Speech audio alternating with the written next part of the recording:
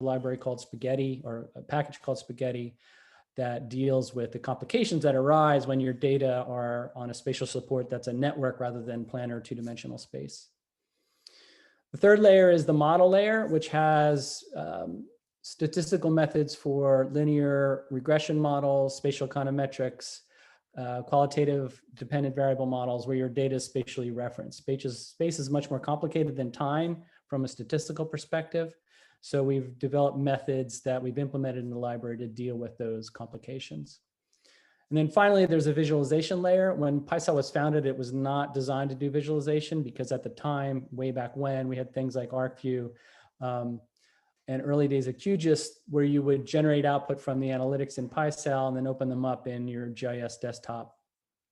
So we didn't want to duplicate the wheel, but since then, a lot of folks want a workflow where they can do fast exploration and lightweight visualization. So we're sort of building that in to the library. And at the same time, the visualization ecosystem in Python has exploded. So there's always new packages that we're trying to develop a common interface so that we can engage with this very rapidly growing package ecosystem. The team's international, as I mentioned. So we have people all over the world, from Brazil to the UK to China and beyond. Very interesting group of people. It's fantastic to work with them. And then people have moved on to do other type of things. So alumni developers. And we're very proud of we're proud of all our developers, but one in particular. It's hiding my thing here. Let that go away. One in particular, Danny Arribas-Bell, who's right there. I can't get to the link because it's blocked by the Slack thing. Danny was honored about 2 weeks ago. There's a spatial data science conference put on by Cardo. Danny was awarded the first ever spatial data scientist of the year. So Danny's one of the core collaborators on the project. And in conjunction with Danny, we also have a book in the works that will be coming out next 2021. So it's a joint effort with Danny and Levi Wolf, who's at the University of Bristol, on spatial data science with Python and PySAL and the broader Python data stack. So this is a book with CRC Press. We're writing it in the open. So the publishers graciously allowed us to write it live. So it's a bunch of Jupyter notebooks that you can interact with. And ultimately there will be a dead tree copy for the book. So look for that next year, early next year. And it covers most, but not all of the library, of the PySAL library. And we're going to subset today just a few of these to go through our tutorial with you this morning. If you want to play along, there's two options. One, you can do the install locally on your own machine. There's instructions for setting up the Conda environment, but there's also a binder instance that if you click that link, it should start up an image and you will be able to interact with the notebooks live without having to install anything locally. So either approach is doable if you want to play along. So in the first part, now that we're going to get into the material, I'm going to talk about geoprocessing with GeoPandas. When we started PySAL back in the dark ages, there was nothing around in Python to read or write, say, shapefiles even at the time, 2006, 2007. So that's not where our interests were. Mine and Luke's interests were in developing new methods for spatial autocorrelation, spatial econometrics. But in order to do that, you need to be able to read spatial data. So we wrote our own shape readers and related readers back in the day just to bootstrap the project. Since then, fortunately, things like GeoPandas and Shapely have appeared on the radar screen. So we've been in a process of moving out our old code and replacing it for I/O with these much more powerful and performant libraries like GeoPandas. And we collaborate really closely with GeoPandas, as we'll see today. GeoPandas consumes parts of PySAL where it makes sense, particularly for choropleth mapping. And we're consuming a lot of GeoPandas for algorithms that are done very well in there and replacing the stuff that we wrote as an interim solution to get where we needed to go. So this first notebook is on geoprocessing.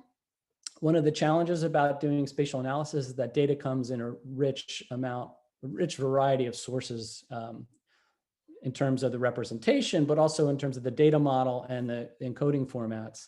And so you need to have the ability to read and write this ecosystem, right? So this is showing us how to use GeoPandas to read a geo package. And we're taking a geo package from the Southern California Association of Governments. So it's census tract data for the 9 counties in Southern California that we'll be using throughout the day. And I apologize, my granddaughters, we're doing granddaughter sitting today, and she's not happy with the tutorial. So, so that GeoPandas is pandas, as we saw in the previous tutorial, that's been extended to deal with geospatial data. So when you read a geo package, it creates a geodata frame, and a geodata frame is like a pandas data frame with the key extension that one of the columns is a geoseries, which stores, in this case, the geometries for the observations. In this case, it's census tracts. And if you look at the columns for that geodata frame, one of the columns is named geometry, and that's the column that has the information for the geometries. The attribute data are in the other columns. You can also use Fiona to get a sense for what are the layers in the geo package. So we're going to look at the tracks layer. And if we wanted to read that tracks layer specifically, because a geo package can have multiple layers, that is how you do it. So this is the top 5 records for the geodata frame. So it's got census data for the census tracts. There's a geo ID to uniquely identify the census tract. And as we get to the second part of the tutorial, this is the data that Eli will be mining later on. So there's 4,500 tracks in the data set, and the data set comes with 194 attributes, one of which is this geometry column, which encodes the whatever geometry type it is. In this case, they're polygons.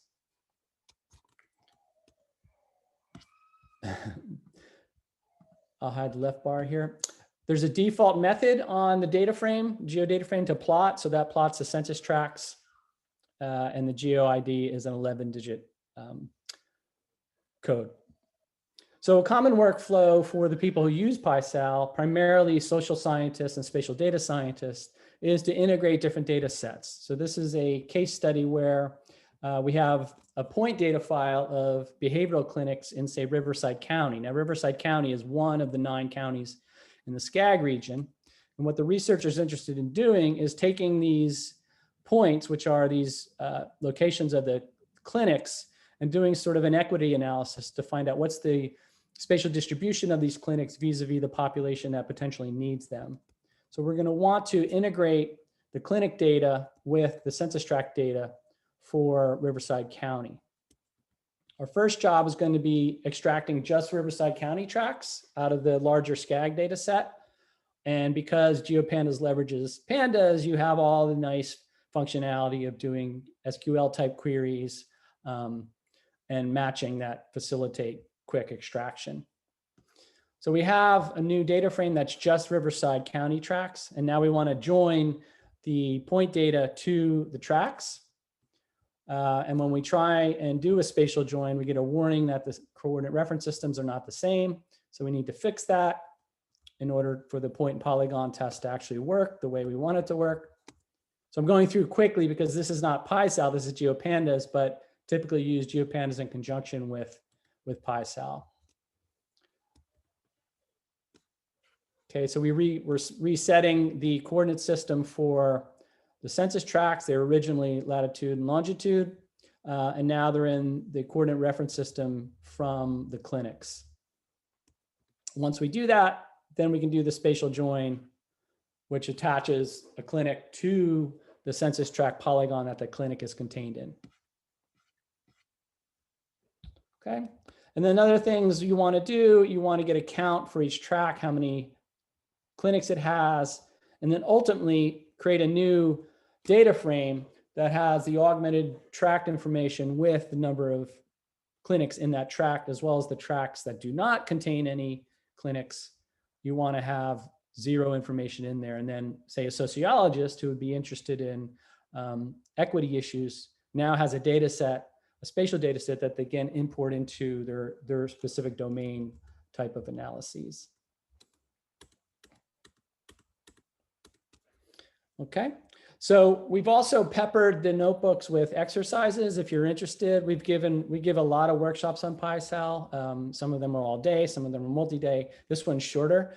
So if you're interested, there's a challenge, and then the solution, if you want to peek ahead, are available.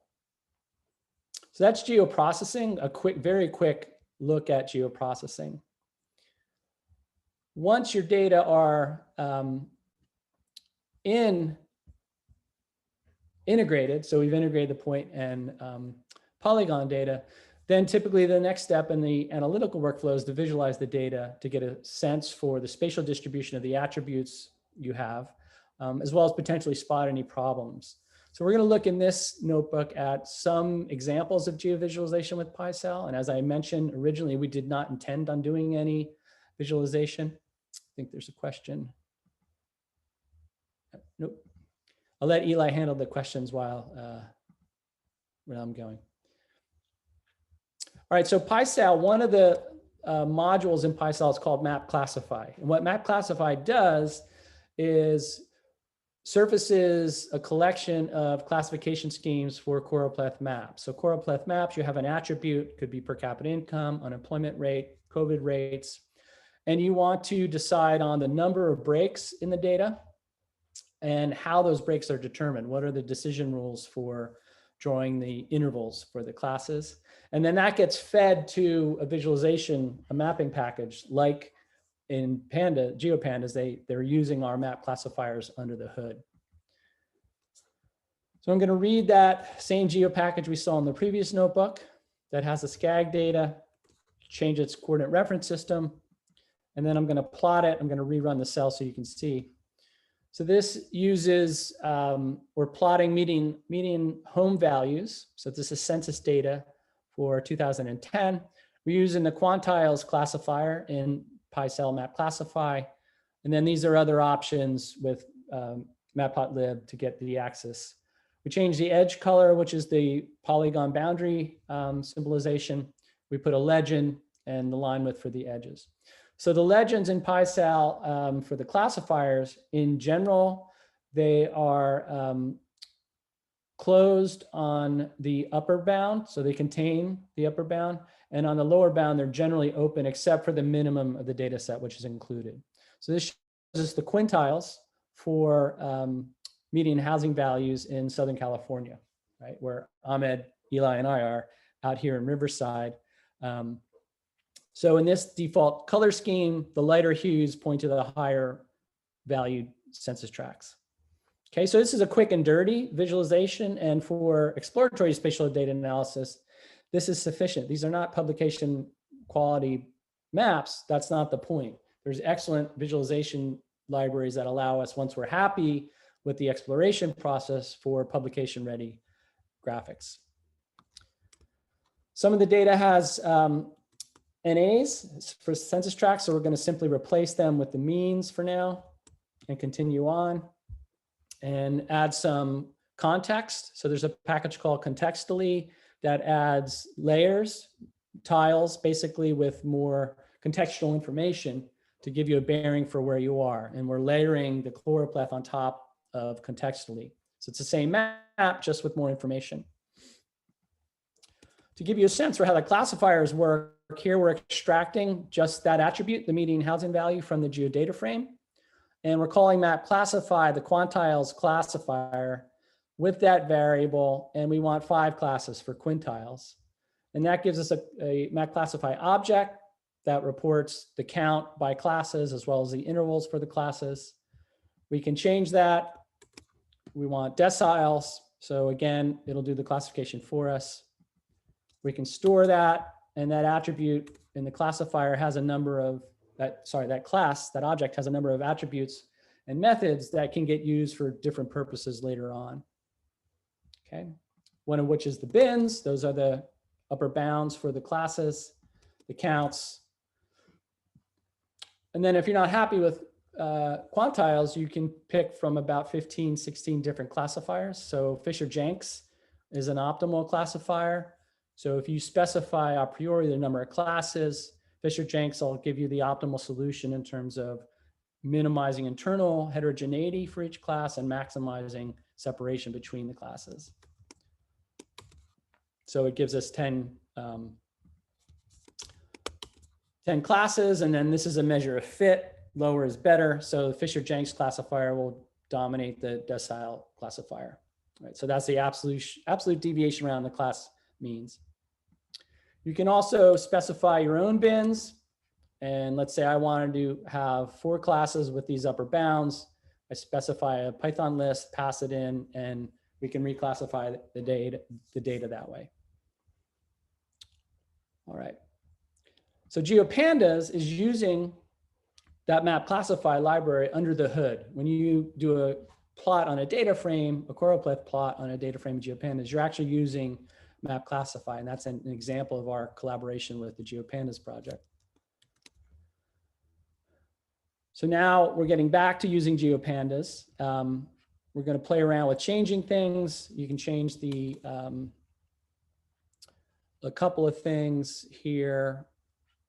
We can change what source we're using for the tiling. So now we're using toner light from Stamen, and the visualization changes. We also changed the color ramp for the map by CMAP to blues rather than the default, which is this Irides color scheme.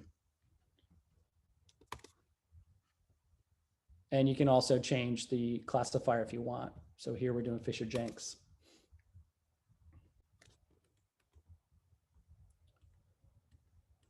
We can loop over the individual counties. So there's 9 counties in this data set. We can do the same thing for the exploding each of the counties. So that's what we've done here. So that's a quick overview of working with GeoPandas and map classify. As was mentioned at the beginning, in the Python stack, visualization is a moving target. So we go to SciPy every year, the Scientific Computing Conference with Python, and every year there's a new visualization tool. So it's tricky to keep up a library like PySAL, which is Spatial Analysis Library, and connect to these new visualization tools. So things like Matplotlib, which has been around forever, Bokeh, GeoViews, GeoPlot, and I'm forgetting some because they grow really quickly. So here we're going to look at one of the newer ones, GeoViews. We import that and start with the default data set, which comes built in with GeoPandas. This is natural or cities. So this gives us a view that's interactive. The points are labeled, so hovering will give you information about the points. We can zoom with a selector, pan, and so on.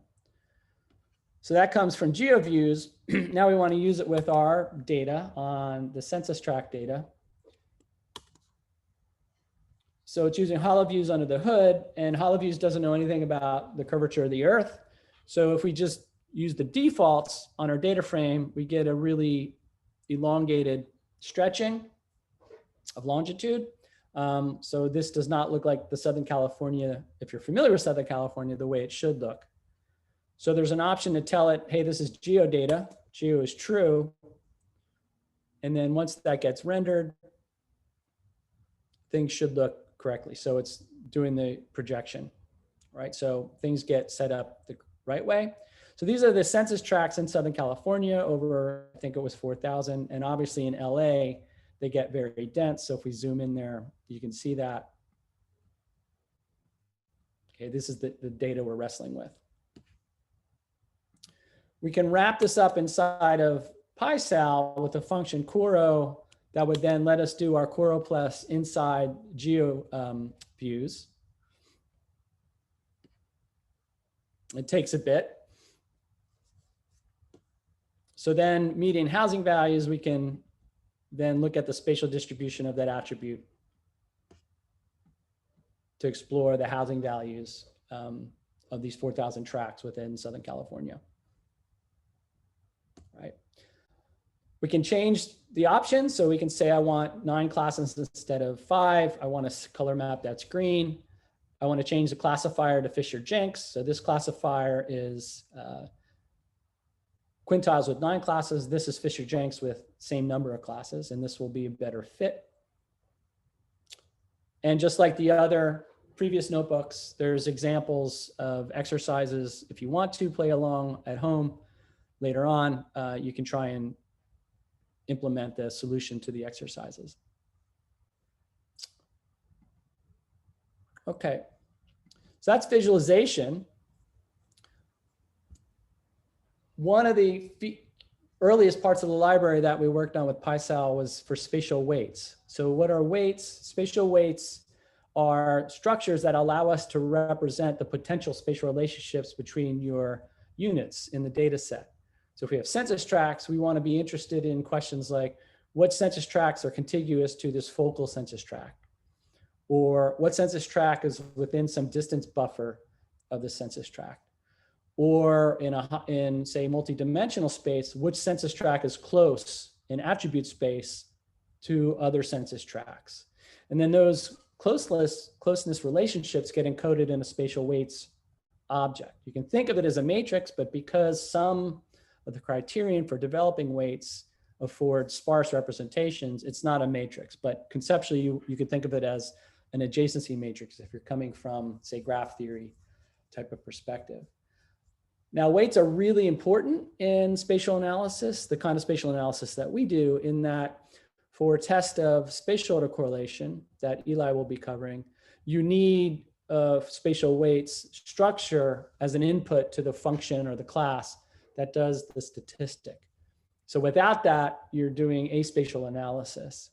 In regionalization problems, you need a spatial weight structure to define potential connected components. Your solution has to be spatially connected components, and that information about pairwise connectivity is encoded in your spatial weights object.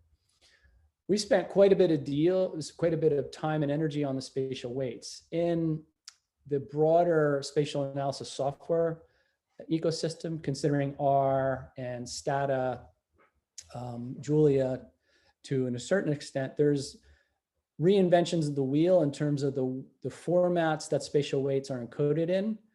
And this is a disaster for interoperability between packages. So you could get in a situation where you're stuck just using R because of the way the spatial weights are represented. And we wanted to avoid that. So we have a lot of functionality inside the weights component of lib to support interoperability between all these packages. So we can read and write Stata spatial weights. We can read and write spatial weights from ArcGIS. We can read and write spatial weights from the RGeo project. Okay, so we spend a lot of time on interoperability between these packages. Geoda. Okay, someone have a question? I was saying we interface with Geoda as well. Yes, so the co-founder, Luke Anslin, wrote the package Geoda, or he and his students wrote the package Geoda. And we PySAL interfaces really well with Geoda because Luke's part of the team. So by definition, we support the weights that Geoda generates as well. So we're going to explore the spatial weights. Spatial weights are also very useful when it comes to, say, spatial machine learning and feature generation, spatial feature engineering. The spatial weights can be used to construct what are known as a spatial lag, which is like a weighted average of the attribute values in the neighborhood of a focal unit. And that spatial lag is a mechanism to introduce spatial context into a ML algorithm, right? And so Danny and Levi gave a talk at the Spatial Data Science Conference 2 weeks ago, where one of the chapters in the new book is on doing exactly that, spatial feature engineering with PySAL, and then feeding that into a ML type algorithm that you would use with richer information from the data set. So we're going to pull in some utilities. The spatial weights lives inside of libPySAL. So this is the lowest layer of the library. And we're going to look at building spatial weights for different types of spatial data sets. There's many, many different ways to define neighbor relationships. So we're going to start with the oldest, with our contiguity weights. So for contiguity weights, if we have polygons, 2 polygons are neighbors if they share at least one vertex. So the polygons are encoded as a chain of vertices and edges. So PySAL will check for at least one common vertex between the 2 polygon chains. And if we find it, they are considered queen neighbors. Okay, now if you have 1 million polygons, you have to do that efficiently, and we spent quite a bit of time optimizing the hit tests, so to speak, that give us the contiguity solution. So we're reading in that geodata frame or geopackage for the SCAG region, set its coordinate reference system. And then if we want to get the queen contiguity structure for that data frame, from PySAL, we'll call queen dot from data frame and pass in the data frame as the argument. And that will return a warning that tells us, well, there's 3 disconnected components on this resulting graph. So if you think about the polygons and reduce them to points or nodes in a network, and then draw an edge for each queen pairing, that resulting graph has 3 connected components, right? And those connected components are disconnected from each other. And that can be important for certain types of spatial analytical methods that we'll see higher up in the stack. So you want to know that. One of those connected components is a singleton. So there is one census tract that doesn't connect to anybody, right? And again, that can cause challenges for certain types of spatial optimization problems. So we want to report that. So once we have our queen object, I called it QW, we can query it and find out, okay, for the index of 155 in the data set, who are the neighbors? And that returns a Python dictionary with the ID of the neighbors and then the weight, the numeric weight for the join, so to speak, or the contiguity relationship. Right now, they're just ones because we're denoting whether or not you're a neighbor. We only store the ones, the zeros are implicit. And so you have this really nice sparse representation, which supports scaling up to larger and larger problems. Right? We can add in the self unit and then understand what's the grouping of that unit and its neighbors. What's the subset that would define that? It's not a click, but it's like a click. Then we can query the data frame to understand how the attributes change across the elements that are part of that neighbor set. All right, this is a very sparse representation. Most contiguity structures are going to be very sparse. If you think about all the counties in the US, counties in Florida are not neighbors of the counties in California, right? So you're going to have a lot of zeros if you stored the full matrix, and therefore we don't. But sometimes you want the full n by n weights matrix, and if you do want that, you call the dot full method, and that returns a tuple of the actual NumPy matrix. That's going to be n by n, and then the ID column, which tells you which row is first, which row is second, which row is third, because spatial data is not ordered. So you need to impose the bookkeeping so you know that the first row of my matrix corresponds to this particular census tract, and the last row is this particular census tract. We can then find out how many neighbors each unit has. That's tucked away in a cardinalities attribute. We can do transformations of the weights. So we can row normalize the weights matrix, meaning everybody now, if you had 5 neighbors, we're going to divide those 5 ones by 5, so that the weights would now be 1/5, so that when it comes time to do the spatial average, you're doing a weighted average rather than a sum. And there are different types of standardizations that are available. We're just doing row normalization there. Once we do the row normalization, then the row sums are all going to be 1. That makes sense because we scaled each row to be normalized so that the weights sum to 1. This is a sparse matrix. All right, so it's on the order of 4,500 rows, but there's only 29,000 stored elements, right? You don't store every element. So the percentage non-zero is that. That's how many of those non-zero cells there are. Okay. Then we can visualize the weight structure by drawing the graph on top of the geodata frame. So this is showing us the adjacency map, if you will, where each polygon now gets reduced to its centroid, and that becomes the node on the connectivity graph.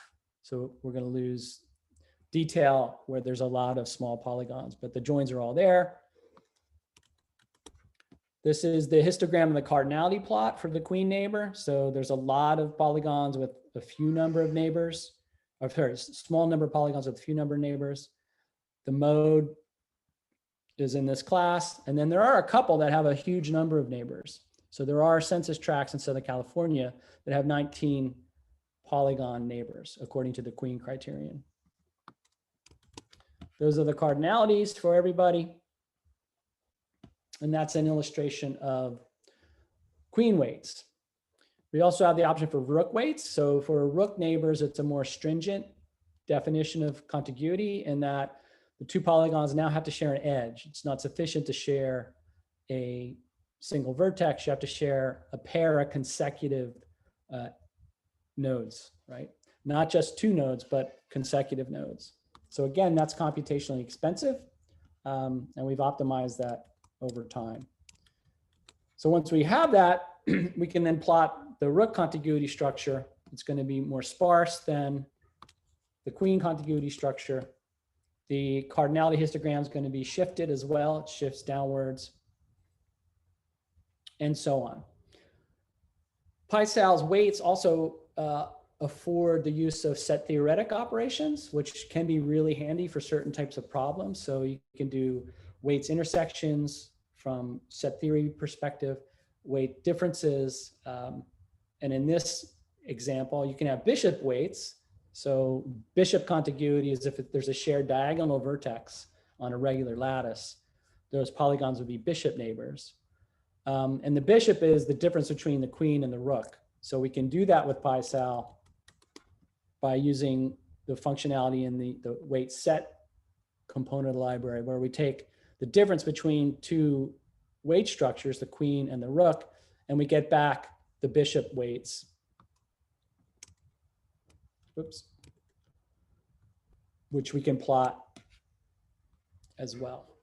All right, so that's the bishop structure, and we'll see a lot of islands in that case because there was no difference between the rook and the queen for those particular polygons.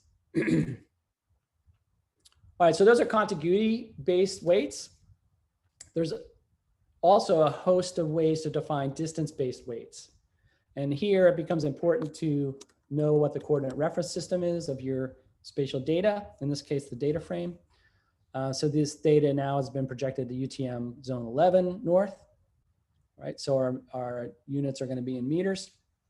And then we can say, all right, given that we have a projected coordinate system, I may want to define distance band type weights. And what that means is we're going to define as neighbors any two polygons whose representative points are within a given distance threshold. So we're using 2,000 meters here. And then we're going to create a spatial weights object where the contiguities or the joins, so to speak, are any pair of polygons whose representative points are within 2,000 meters of each other. So we'll see that we'll have no neighbor definitions out in the eastern part of the data set where the counties are huge and tracts are huge. But the distances satisfy that threshold in the more densely populated parts of the region.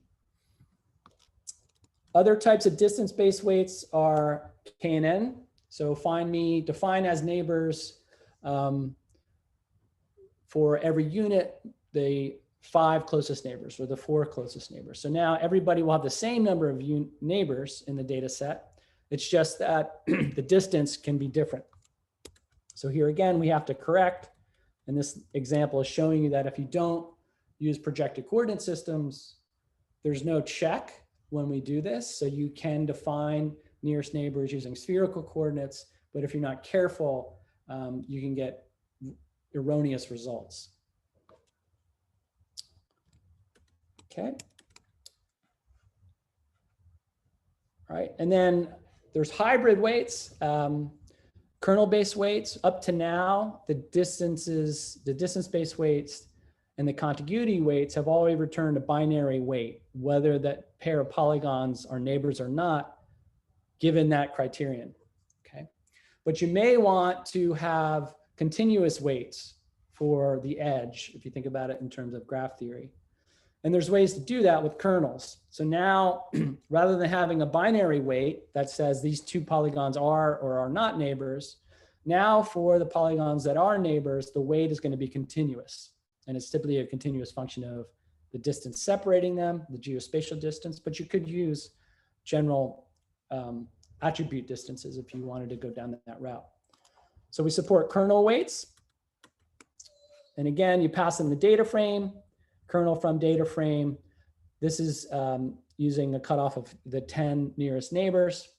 We can have adaptive distances or fixed distances, and you can change the kernel function. Here we're using the Gaussian function. And this will return the graph, again, based on that different notion of contiguity or of neighbor relations.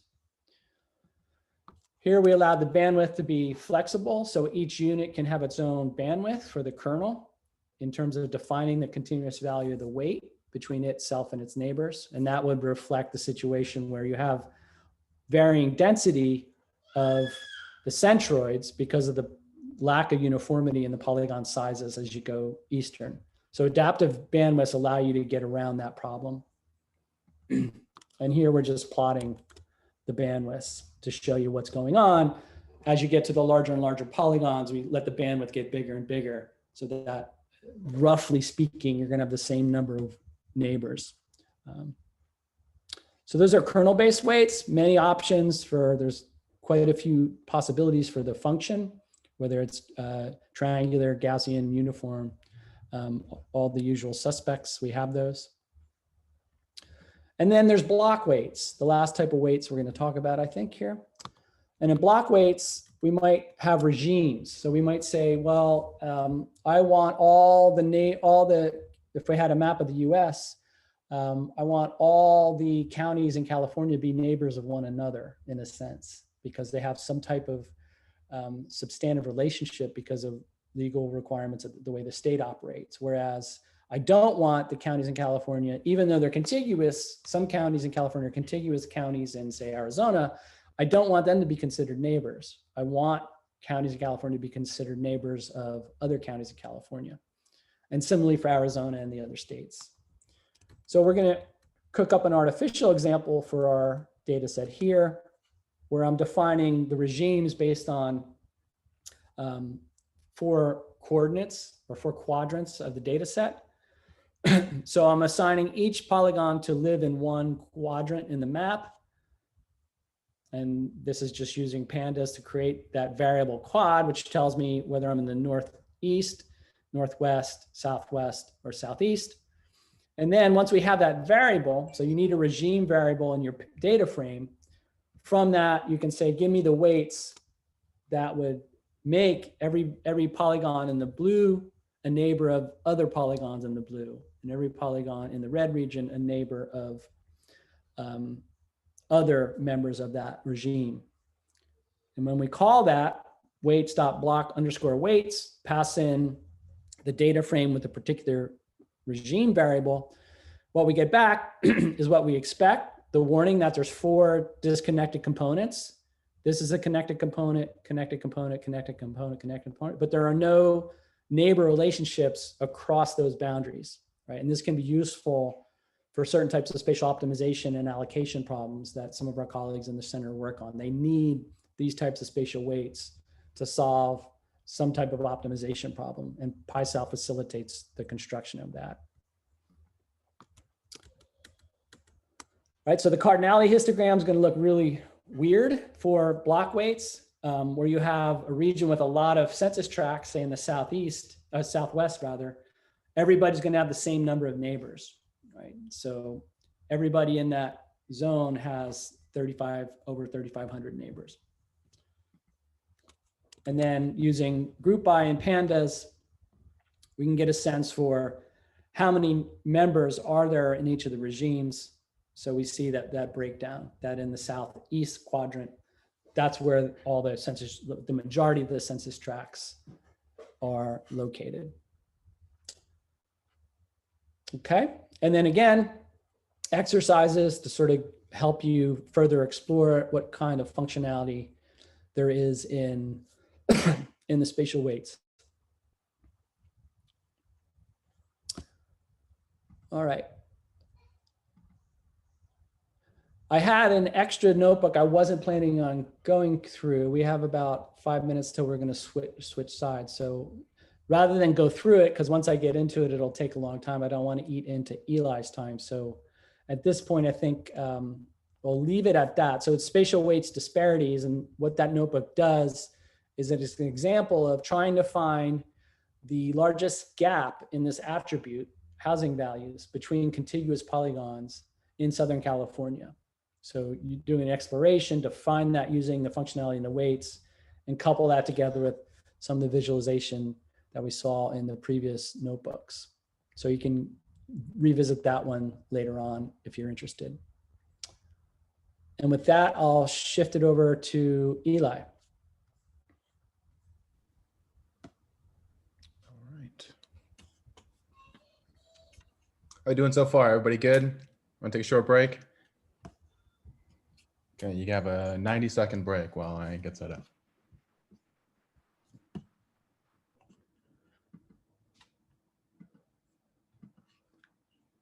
Serge, I need you to stop sharing, I think. Excellent.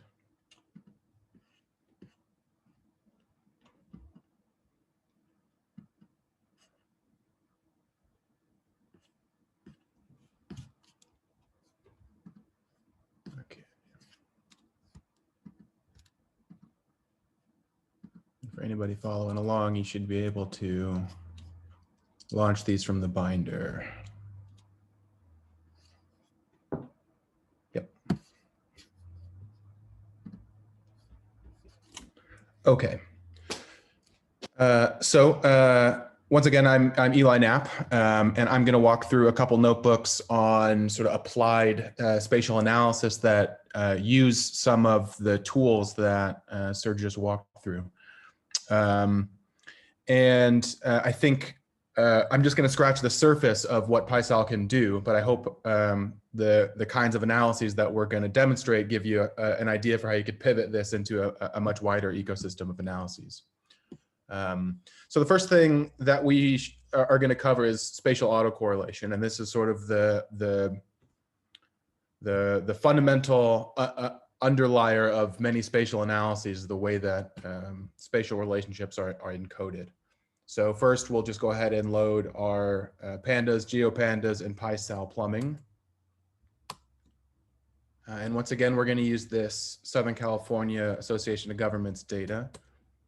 And in this case, we're just going to look at San Diego. So we're going to slice out the piece of this giant data frame where the first 5 characters of its FIPS code, the Federal Information Processing Standard that uniquely identifies the census geographies that are part of our government's data collection standard. These are 06 is California, and then 073 is the county code for San Diego.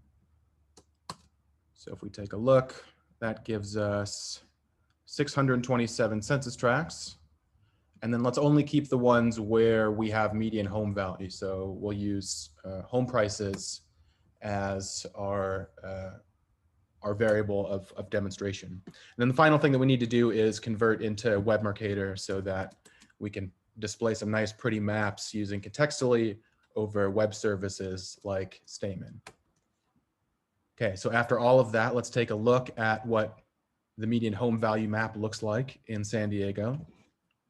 And so what we're asking here in this notebook, now that we've got our data in hand, is about how values for some attribute like home prices tend to co-vary in space, right? So spatial autocorrelation is we're going to try and develop statistics that quantify this relationship about values sharing variation in space. And right away, just plotting this map quickly, you can see that that's probably the case in home values for San Diego. Right. Another look at the data. Let's make a prettier map where we use map classify and look at quintiles. So in this map, the color scheme is inverted. Light colors are low prices and dark colors are high prices. So if we're thinking about the way that home prices vary in space, right away, it looks like we've got several patterns here, right? There's this pocket in the south where there's lots of low prices.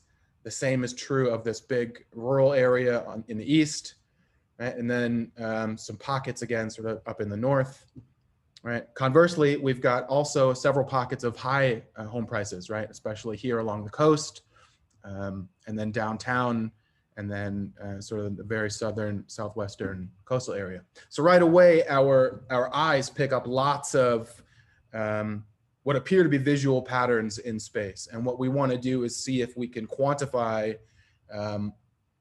the patterns here and see if we're actually revealing a true pattern, right?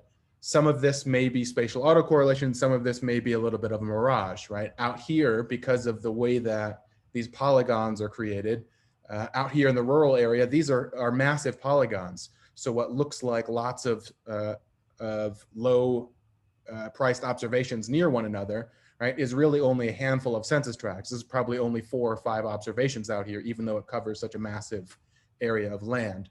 So because the polygons are large, our eyes are drawn to this region of the map, and it appears to be a massive area of low value autocorrelation. We don't know if that's true, right? It might just be that we have a handful of values that could be random.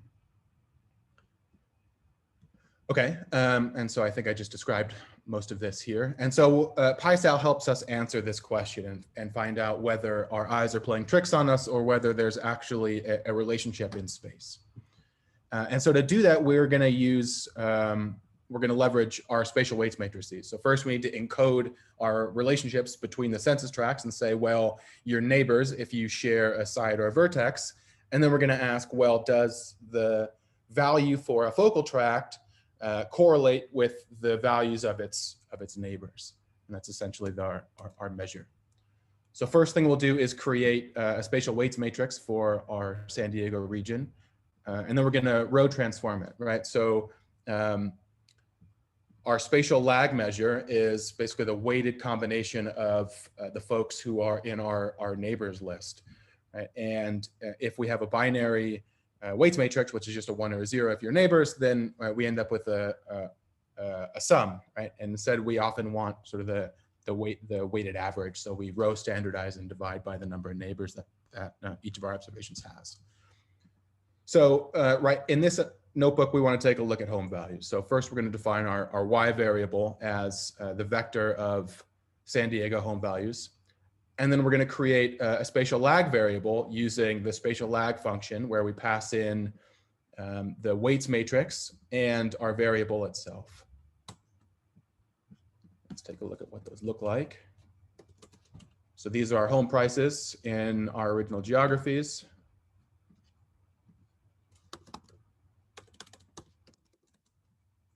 And these are the average prices in the neighborhood of each of these tracts, where the neighborhood here is defined by a queen contiguity matrix.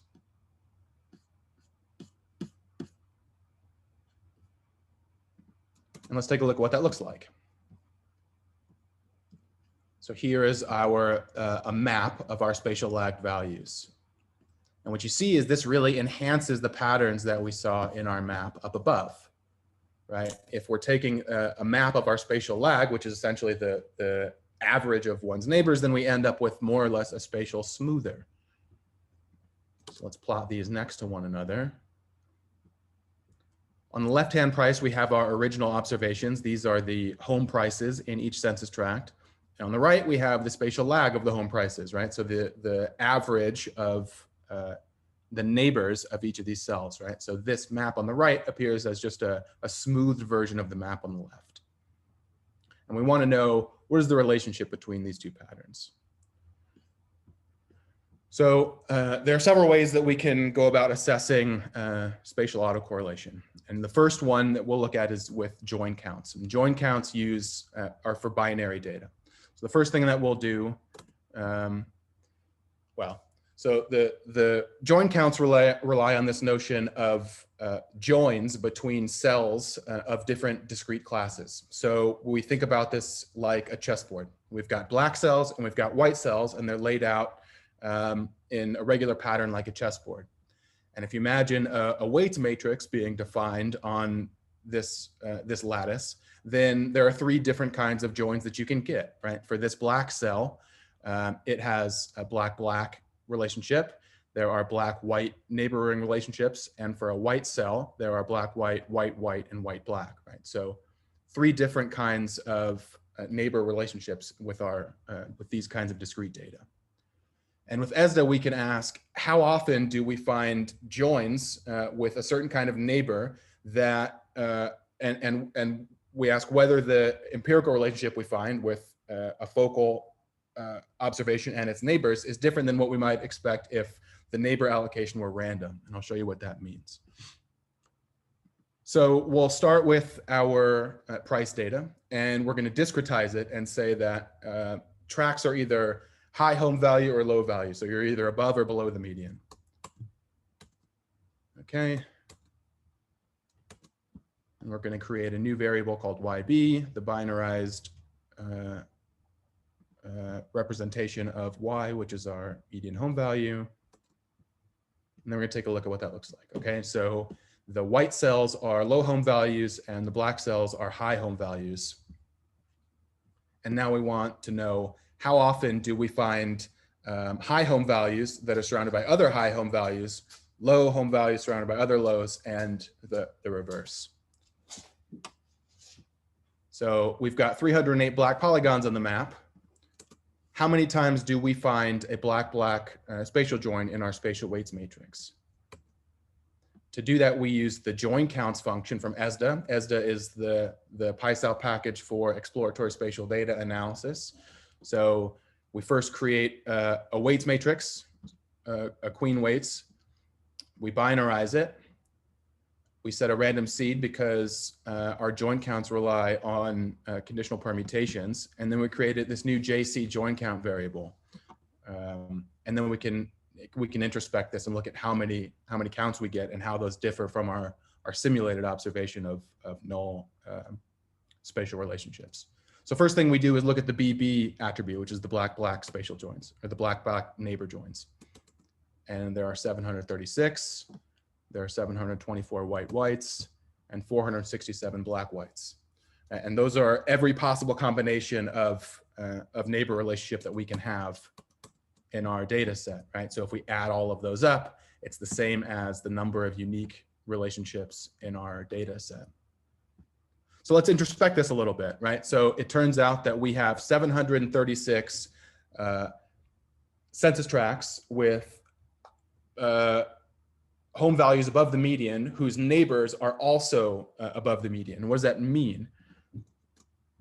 Well, if we randomly allocate the neighbors, right, and we ignore the relationships that we've observed, and we say, given this data set, and I randomly allocate who your neighbors can be instead of who they actually are in space, how often do I end up with a black-black spatial join, right? So first, we're going to simulate this distribution of neighbors by randomly allocating who's in whose weights relationship, right? So we take all of our observations in the data set and we shuffle up who's neighbors with who, and we recompute this join count statistic. And if we do that enough times, we end up with a synthetic null distribution of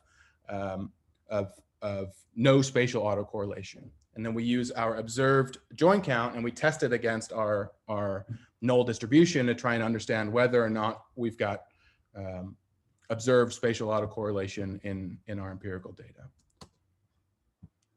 So we can plot this using Seaborn, right? Here's the density plot of our synthetic join counts. And here is our observed value way out here on the right. And in this case, it's pretty obvious that our synthetic observation, which would fall somewhere around, I don't know, 475, is quite a bit different than our observed 736, right? And so in this case, we would reject the null, and we find that there is significant clustering of home prices using this discretization of the data. And we give you pseudo p-values as well. You can access those using the p-simulated black-black join. All right. But we also might want to know whether this relationship holds up in the continuous framework, right? We don't have to binarize our data. Home prices are a continuous variable. So we can turn to a continuous statistic of spatial autocorrelation like Moran's I. So here we're going to row standardize our Queen's matrix because now we have continuous data and we need more than just the binary representation of neighbors. We're again going to set our Y variable equal to home values. And now we're going to calculate a Moran's I statistic. Right? And a Moran's I is a measure on the continuous scale of how much the focal observation is correlated with the folks in its weights matrix. And so here I've got a Moran's I 0.67, right? So this is quite a bit of autocorrelation in the continuous sense as well. So it's really often that our focal tract is related with its neighbors in terms of home prices. And we can plot this really quickly using the plot Moran function that's part of ESDA. So all we do is pass it our Moran's I object. We tell it we want to Z standardize, and we can change the way that the figures are displayed. And really quickly, we have this nice representation. So we've got a reference distribution and our observed statistics. So we've got a statistically significant Moran's I coefficient, right? And you can see the scatter plot here where we've got the attribute here on the x-axis and the spatial lag on the y. And the slope of this line is the coefficient of our Moran statistic, right? So this is very obvious spatial autocorrelation in home prices. And again, we can give p-values by examining how far away our observation is from our null distribution. Okay, so it's clear that our values there's spatial dependence in our home value data set. But we might also want to know whether we have significant areas of hot and cold spots, right? So it's true that home prices vary in space, but what about our initial impression from these maps, right? Is this a cold spot? Is this a hot spot? Is this a cold spot? Or is it just that our eyes are drawn to these colors in the map? Again, we can use our stats and PySAL to answer these questions. Okay, so first, again, we'll set a seed.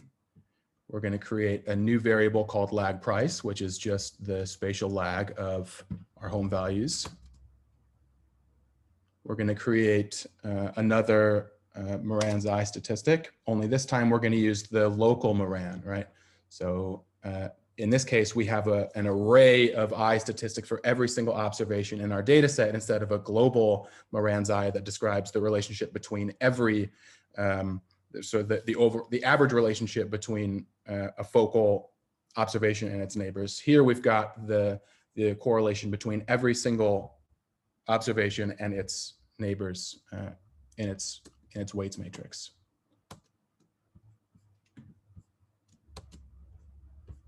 All right, and so the Q attribute tells us which quadrant each of these observations falls in. And the quadrants tell us how the relationship between these various values, right? So whether we've got a high observation with a high value surrounded by other high values, an observation with a low value surrounded by other low values, an observation with low values surrounded by other highs, and an observation with high prices surrounded by low prices. Right? And these four quadrants tell us different kinds of clustering. So first, let's look at where the number of tracks where we have a significant relationship, and it's about 241.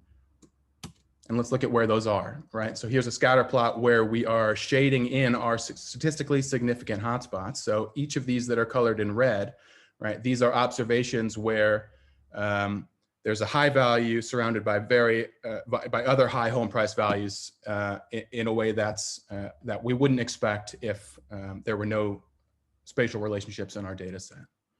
Right, so these plots are really nice ways of visualizing this, but we can also look at our some other utility functions that are in the PySAL ESDA package. that plot these relationships on a map, and we can see, sure enough, our initial impressions from our map were true. Right, so here we've got high, HH in red. These are, again, high home prices surrounded by other high home price neighborhoods. Blues are low prices surrounded by other low prices. And we've got one or two of these areas where we've got low home prices surrounded by high home prices. And if I can zoom in here, this happens just a couple times right here and right here, where these are neighborhoods that have relatively low priced homes, but you can see that they fall right in these pockets of really, really expensive neighborhoods.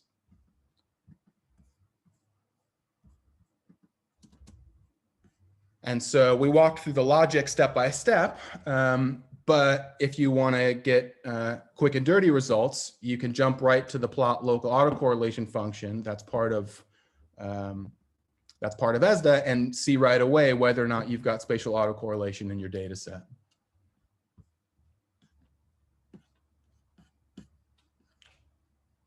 All right.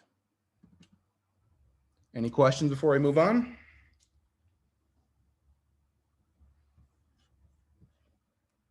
Excellent. Okay, so the final two notebooks are more applied than the rest of the workshop. And here we're going to look at trying to understand relationships, multivariate relationships in space, and whether or not those relationships change over different spatial scales. So first we'll look at a practice known as geodemographics. And this is largely multivariate cluster analysis applied to spatial data with some certain caveats for understanding geography. And then we're going to look at how that's related to regionalization, which is a slightly different version of the problem where we enforce spatial constraints using a spatial weights matrix. And then we'll look at segregation analysis, where PySAL tries to provide the state of the art in terms of both the kinds of statistics that you can calculate and the ways that you can incorporate space into the analysis. So first we'll look at geodemographics. So we start by just importing some libraries. And in this case, in addition to PySAL, we're also going to use scikit-learn. We're going to be using our same familiar SCAG data set. This time we'll go ahead and fill blanks in with 0 because we don't want to mess with that data processing at the moment.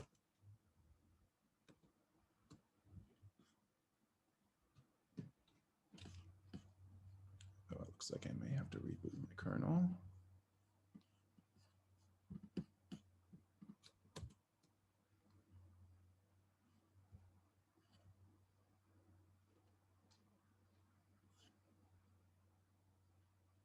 Uh-oh.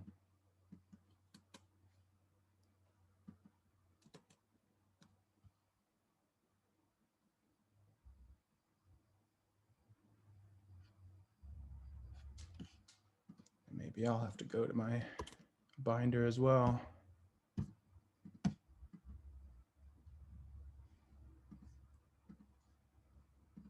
There we go, it's working.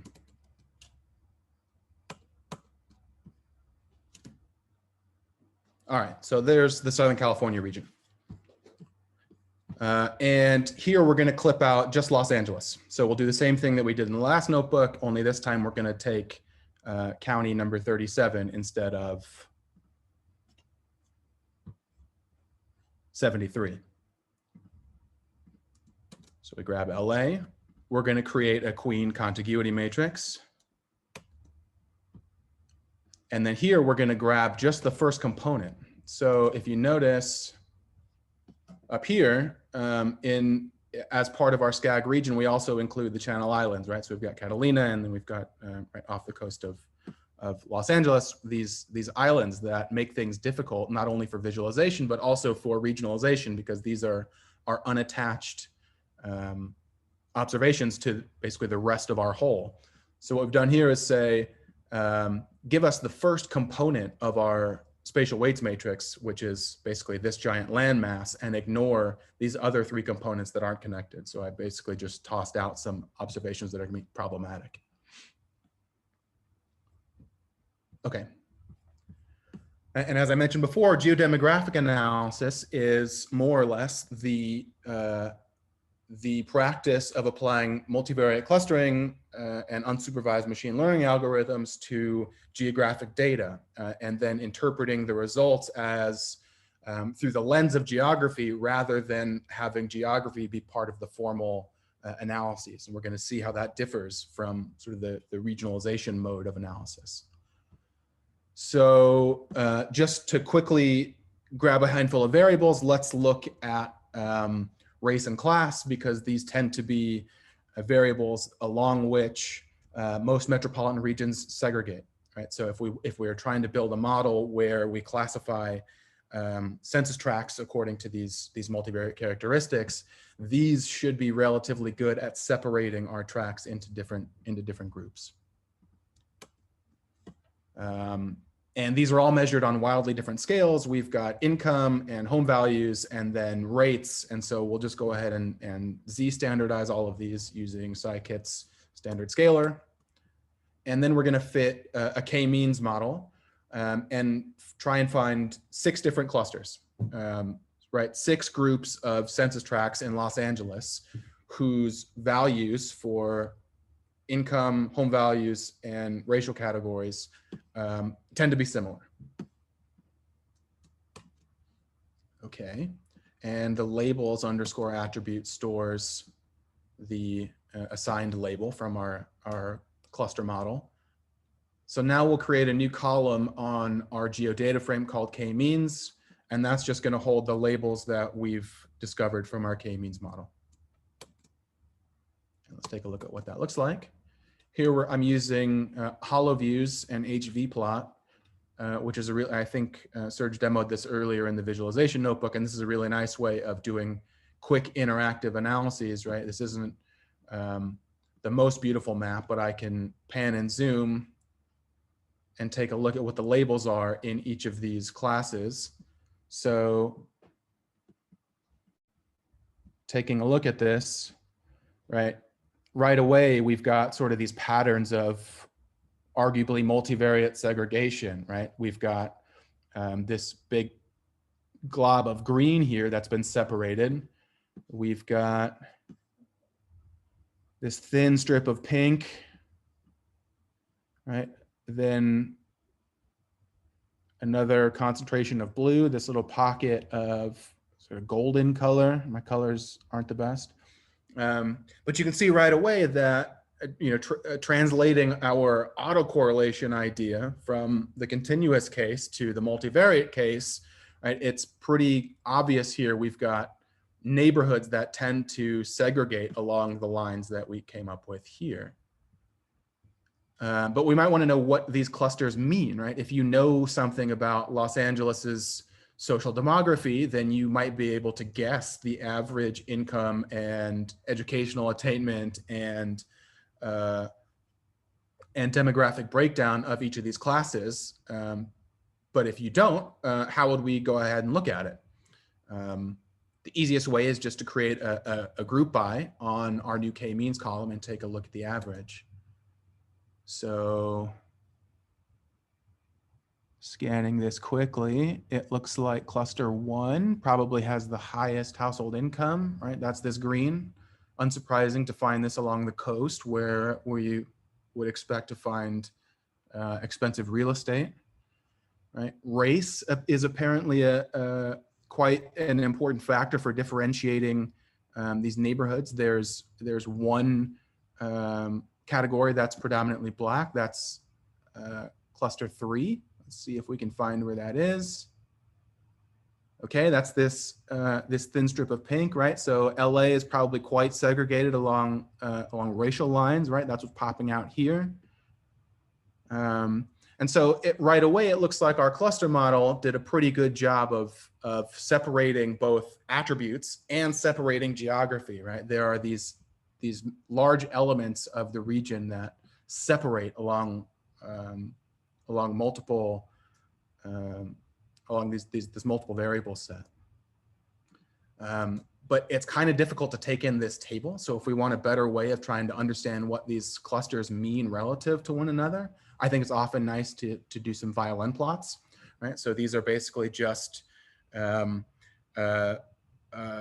kernel density plot rotated 180 degrees and then mirrored against itself. So it looks like a violin, but these show us basically where the bulk of the observations are along each of our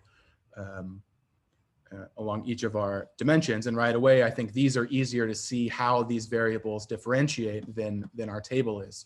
So if our cluster model is well fit, right, then we expect to see that these violins should be at different levels on the y-axis here for our different clusters.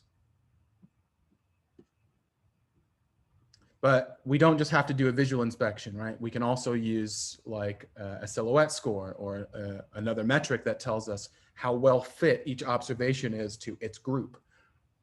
Okay, so let's take a look at that. First, we'll import the silhouette score from scikit-learn.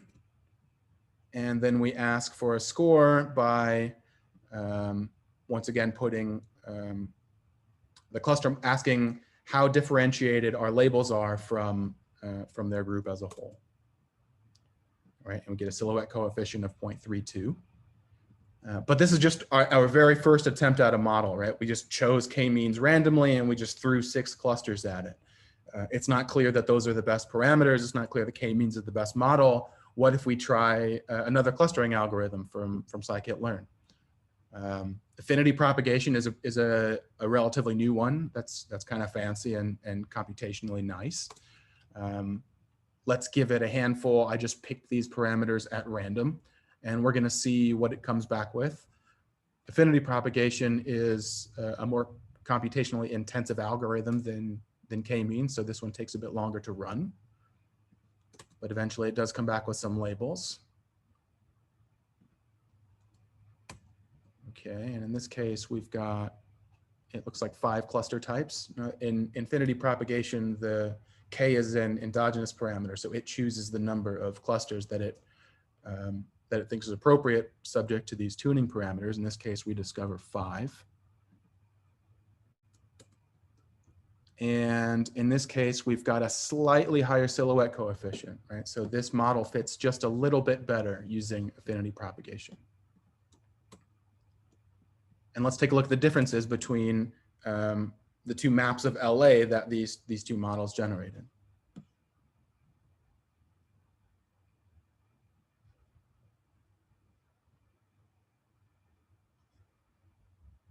This is going to take just a little bit because it's got to go grab the web services for both of these maps, plot all the tracks for both of them, and lay them out side by side. Okay, so here we've got both of our models laid out side by side. And they should zoom in together, yeah. So ignore the fact that the colors aren't the same, right? In this case, we've got 2 distinct cluster solutions. So it's not possible to compare apples to apples in these maps, but just visually do the sort of the locations where we find breaks along the clusters.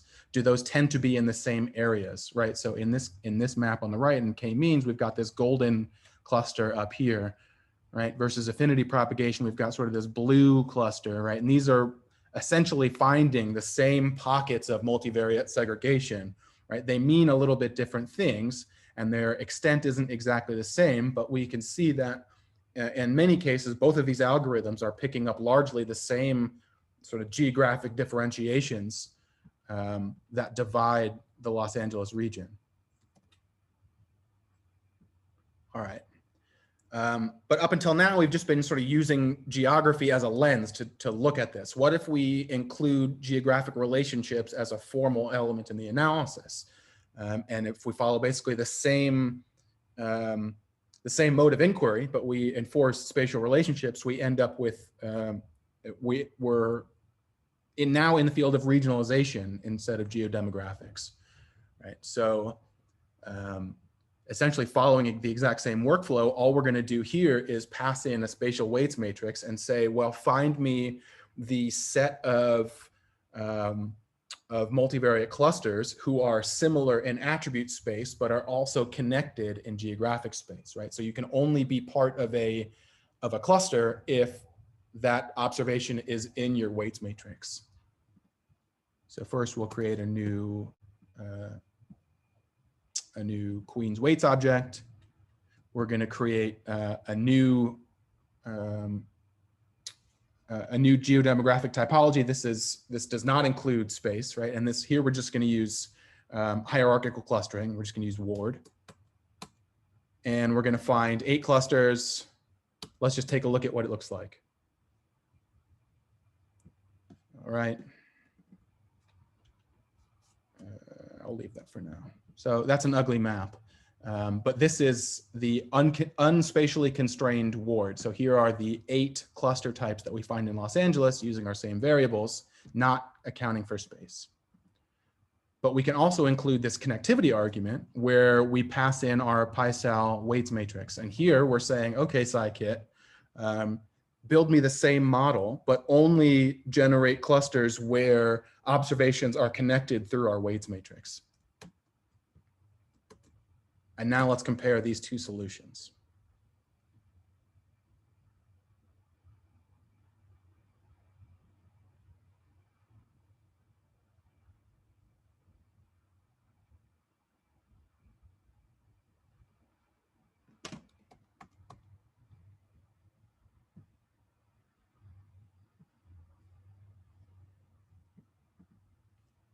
All right, so very obvious visual difference between these 2, right? Although we do pick up some of the same patterns. So notice if we enforce the spatial constraint, obviously our spatial patterns become much more coherent and consistent, right? We do see some of the same patterns emerge, right? So our big swath of affluence here on the coast near sort of Santa Cruz and Palos Verdes and up on the north coast, right? Many of these groupings are roughly re-identified once we include our spatial constraint, right? Our different pockets that we observe tend to show up in our spatially constrained version of our clusters, but it's highly unlikely that that model is going to fit as well, right? We're now enforcing a new constraint on how observations can be allocated into their clusters. So let's take a look at the silhouette score for both of these solutions. And it's not even close, right? Our silhouette score for our unconstrained model is way better than our silhouette score for our constrained model. But these are doing different things for us, right? This is finding contiguous regions where many of these attributes are the same.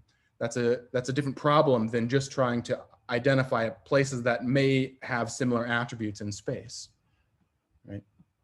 So I already gave the answer for this one, but we know that the silhouette score is always going to be higher for the unconstrained solution.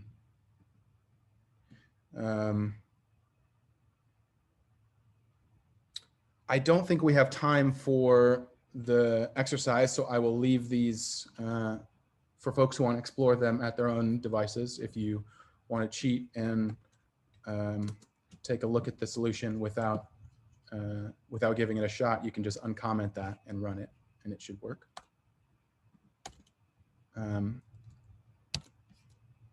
But let's go ahead and take a look at segregation analysis with our last 23 minutes. Okay, so backing up a quick step, many of, it's really wonderful to be able to demo this stuff in tutorials like this, right? Because we spend a lot of time building infrastructure in PySAL, but the end goal is always to do analyses of, regional issues that we care about, right? And so Serge and I are both inequality scholars, and we care a lot about how segregation and along both race and class affects how regions develop over time. So something that we've been putting a lot of time and attention to over the last 2 years is a brand new, comparatively new package in the PySAL ecosystem called Segregation. And it includes over 40 different segregation indices both spatial and aspatial. It includes an inference framework for trying to understand whether the observed segregation levels in Los Angeles and New Orleans are the same, or whether one of those cities is more segregated than one another. And it also includes some tools for trying to decompose the measure of segregation between two places, right? New Orleans and Los Angeles are really different, not only in who lives there, but also in sort of the physical makeup of the city and how one navigates it, right? And so if you're trying to compare segregation in New Orleans and Los Angeles, it matters not only who's there, but also, right, the urban form. Am I separated by mountains, or am I separated by a streetcar line that's maybe, you know, a short walk away, right? Those are very different versions of segregation. And so we want to provide the tools for analysts to try and understand the reasons through which segregation might arise. So I'll walk through some of this stuff again using the Southern California region. First, we read in the data set. We convert to an appropriate coordinate system. And then let's plot the Hispanic and Latino population in the Southern California region. All right. So this is the data that we're going to work with. And let's divide up this region, and let's try and compare the inland region where we are to the coastal region, right? And this is not a superficial comparison, right? In Southern California, if you're familiar with our geography, right, you know that the coastal counties, Los Angeles and Orange and San Diego, are quite wealthy. They're very, very expensive. And then the inland region where we are in San Bernardino and Imperial and in Riverside, the real estate prices have certainly not kept up, right? This area was home to the real estate crisis back in 2008, right? So really different economic conditions between these two portions of the Southern California region, and likely very different racial dynamics as well. So let's see if we can discover any of that using the segregation package. So first I'm going to create a new variable called county, right? Again, this is just the first 5 digits of that FIPS string. And here are all of the unique counties in the region. And these are their names. And so instead of trying to do this analysis using these obscure FIPS codes, let's swap in names so that we know what we're talking about. So I'm just going to really quickly rename this column so that we've got names here. All right, and now you can see that we've got a new column on our geodata frame called county, and that stores the county name. Now we're going to split up our data set into 2 different bins. We're going to create a coastal data frame and an inland data frame. So the coastal counties are LA, Orange, San Diego, Ventura, and the inland are Imperial, San Bernardino, and Riverside. And then let's plot them. Okay, great. Easy to see how those fit together. And now we want to know, is one of these regions more or less segregated than the other? So we can start by just calculating classic indices of segregation. Right? And there are lots of different ways that we can do that. Here, let's look at Hispanic and Latino segregation and how this. So this is one group segregation index, right? So this is one versus other. Here we're looking at Hispanic and Latino segregation writ large, right? Not multidimensional multi-group segregation, which we'll get to here in a second. And quickly we can calculate the dissimilarity statistic, the Gini statistic, and the entropy statistic. Right? And those are wildly different, right? And these measure different things, right? So the classic piece of literature in this field is a piece by Massey and Denton that articulate 5 different dimensions of segregation. And these have to do with centralization and evenness and isolation, right? And these ways that segregation can manifest in slightly different ways over space, depending on what dimension of the problem that it is that you're trying to answer. And we at PySAL don't want to make a value judgment about which of those is more or less useful than the others. What we want to provide is a menu of researchers to choose which of them is most appropriate for the analysis at hand. So the idea here is to provide a really simple API where you give a data frame, the focal group that you care about, and the other group, and all of these 40 or so indices should follow a really simple design of being able to rapidly iterate and calculate all of these statistics on the fly. So we can also do multi-group indices, right? So here, let's look at the 4 mutually exclusive population groups that we get from the longitudinal tract database. So here they split up these 4 categories. And now let's look at how our region is segregated along, oops. Okay, I don't have time to get into what these mean, but here near the bottom, I think we're going to get into some more interesting ways of using these statistics. So I'll just keep going. So up until now, these have been aspatial statistics, right? So these are only about the tabulations of different racial categories inside a census tract. These don't have to do with the spatial relationships among different census tracts, right? So needless to say, PySAL also gives you the option to calculate spatial segregation indices, and we do these by incorporating different weights functions. So here we'll calculate the spatial information theory and a spatial dissimilarity index. Again, we'll create 2 different weights matrices, one based on Queen contiguity and the other based on the 10 k nearest neighbors. Okay, so here are 2 different concepts of space. And a spatial segregation index has to have some concept of space, some encoding of spatial relationships, so a W matrix, for incorporating those relationships into the statistic, right? And the point here is to show that even with the same statistic, different W matrices, different ways of encoding relationships is going to result in a different segregation index value.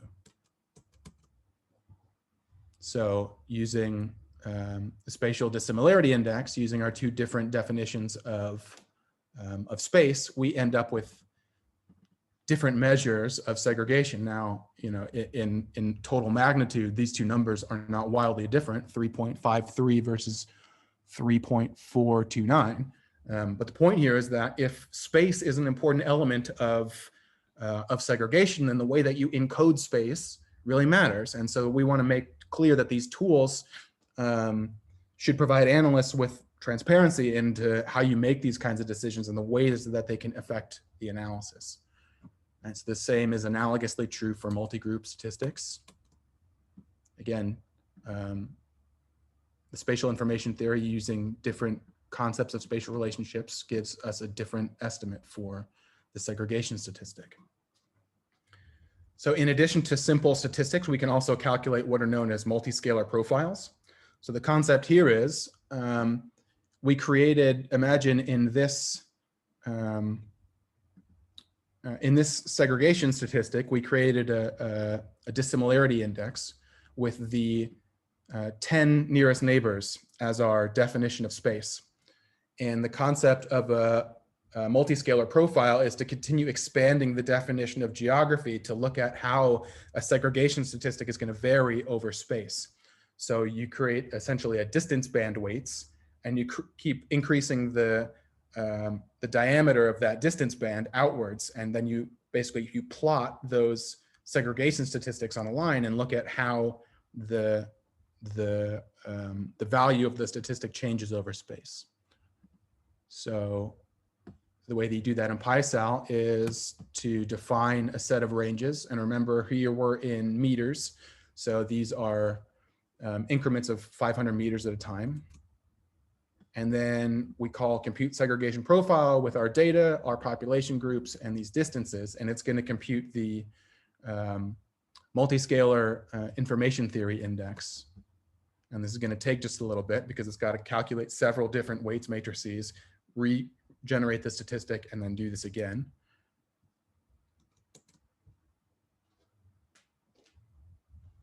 So this will take just a little bit.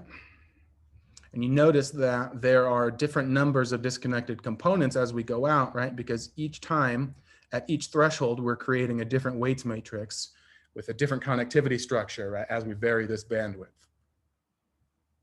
And then we plot them, right? So this is how the information theory statistic changes over space, right? So it falls as we keep expanding further and further out.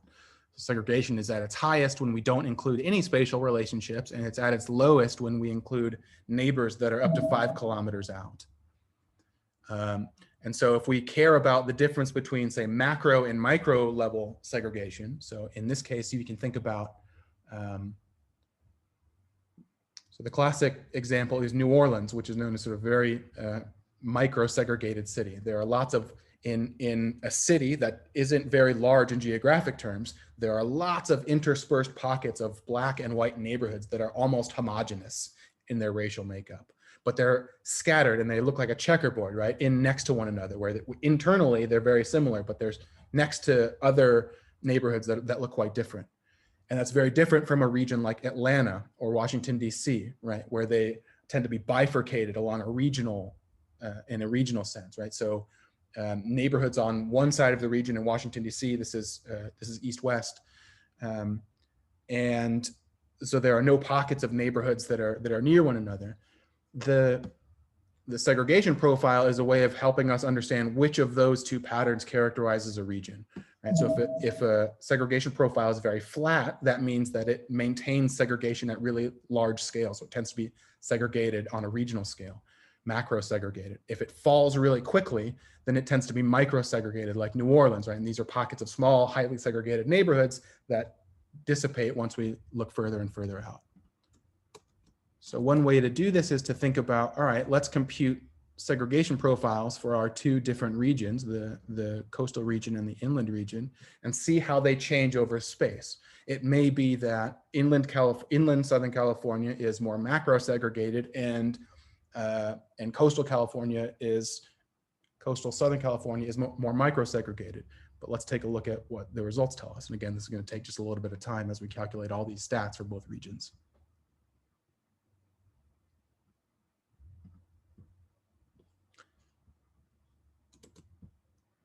And here's what it looks like.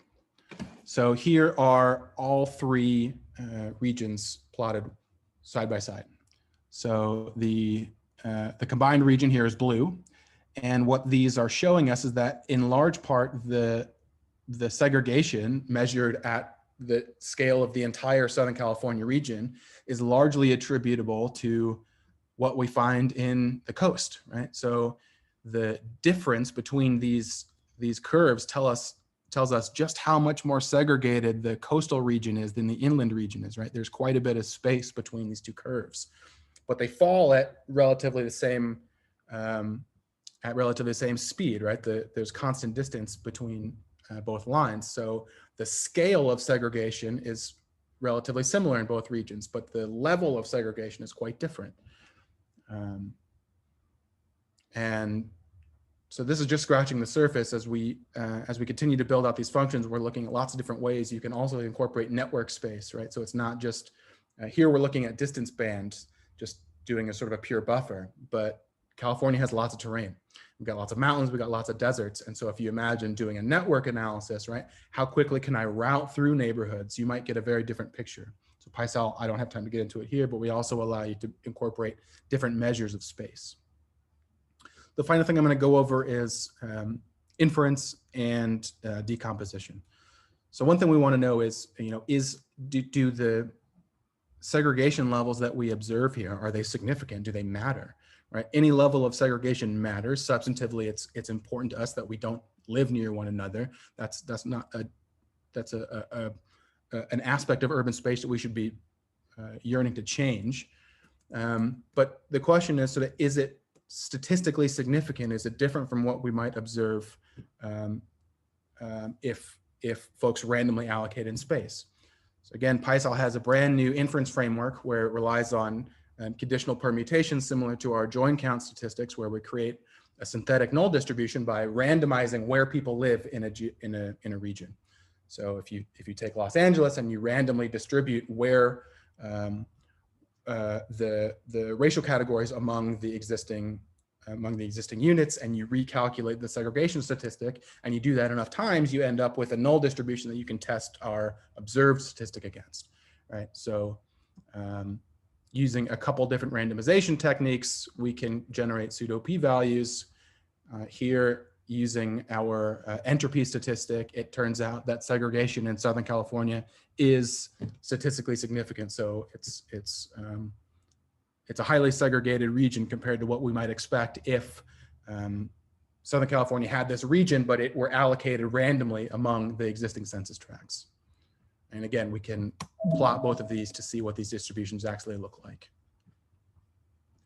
Okay, we can also ask whether the difference between two measures of segregation is statistically significant. So let's ask whether the multi-information theory statistic is statistically different between the coastal and inland regions.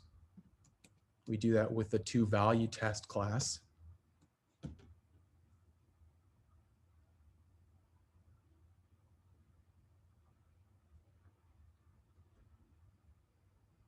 And the estimated point difference here, we ask again whether or not that's significant by randomly generating and subtracting these statistics over and over and over again, and comparing those to our reference. And sure enough, once again, this difference is significant. So it turns out that the coastal region of Southern California is significantly more segregated than the inland region.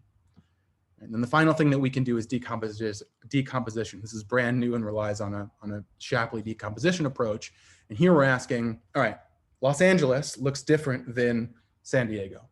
They look different not just in their racial makeups, but they look different in their configuration of census tracts and the road networks that connect those census tracts and the ways that people can navigate through space.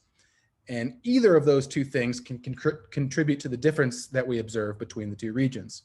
So in the decomposition framework, we try to parse the difference in segregation that we can attribute to each of those sources.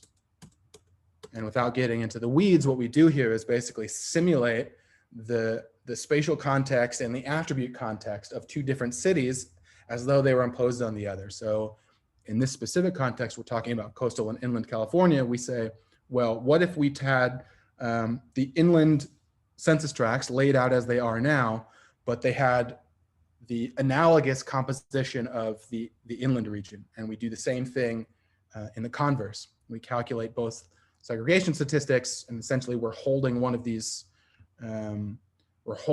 elements equal in these different comparisons. So all that to say, we are able to decompose our measure into attribute contributions and spatial contributions. And I'll show you what that looks like.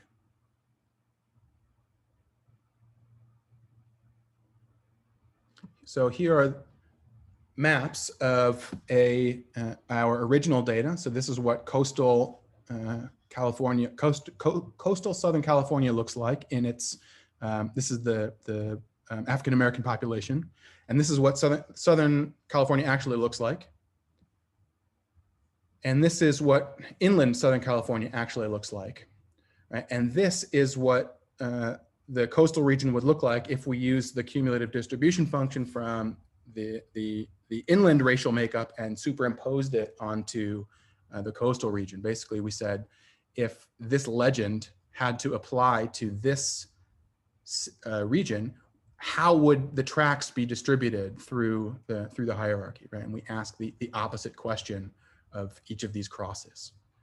Right? And ultimately, we're able to see that the spatial component is smaller in absolute value terms than the attribute component. So in large part, the reason that we observe these different segregation statistics between inland and coastal California has to do with their relative population makeups and less to do with the ways that the tracks are arranged relative to one another. So we've got some more exercises that you guys can do if you are dying to use these last 2 minutes and get the most out of them. Otherwise, we can open the floor up for questions.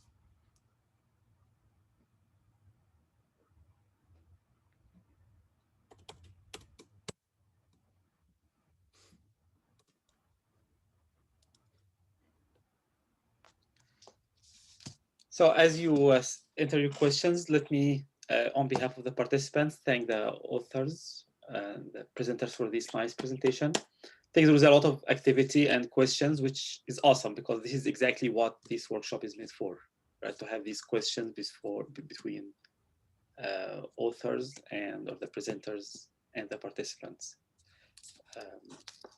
So let's see if you have questions.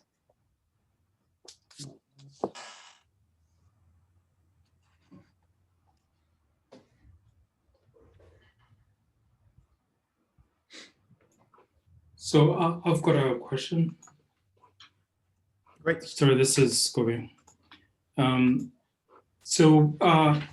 noticed one of the formats that you use for data input is GeoPackage,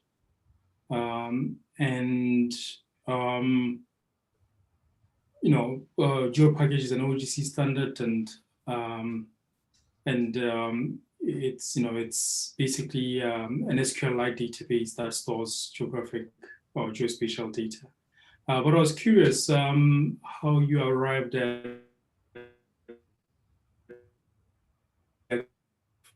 GeoPackage for your work. Perhaps you can share with us some, what drew you to use GeoPackage. Too much pain with shape files. Honest answer. Okay. Okay. Yeah, I mean, so much more flexible. we in the tutorial, we want to optimize on relatively small file size so that we can make sure all of the data are part of the tutorial itself and folks don't have to go somewhere else to download it. And performance, and not have to have folks misunderstand. If you're doing a tutorial, people may not be familiar with geospatial data. That's probably not true of this particular tutorial, but in general, folks may not understand that a single file is represented by 6 different files. And so trying to get away from shape files is typically our MO. And GeoPackage is a really nice way to do that. Okay. All right. Thank you. Part of it's driven by users requesting it. Yeah. Support for GeoPackage. Yeah. Yeah. Okay. All right. Thank you.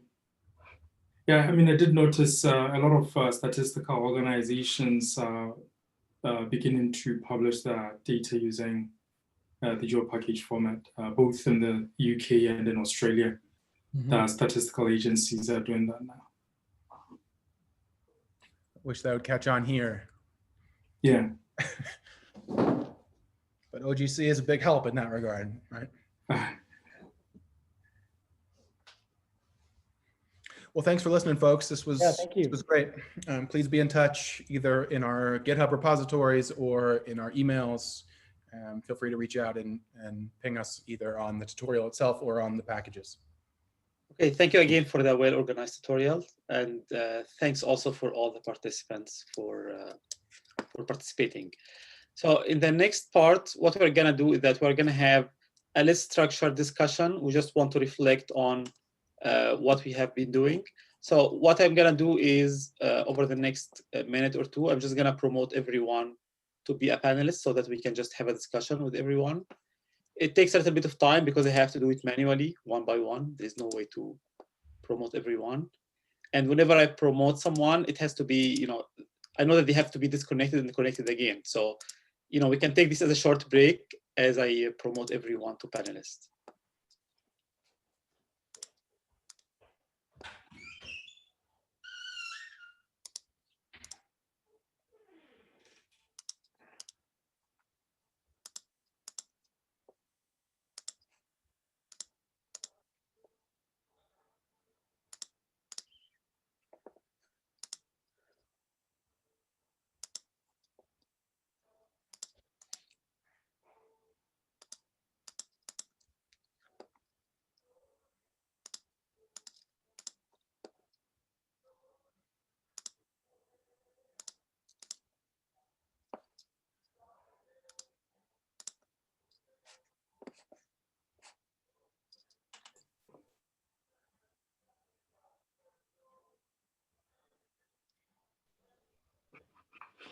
So Ahmed, I'd like to share some slides.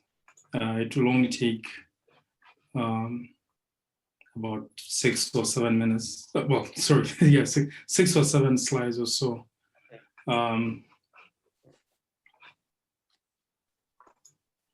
Basically, it's just some observations regarding standards and just to try and place the discussions, the presentations within the context of some of the standardization activities.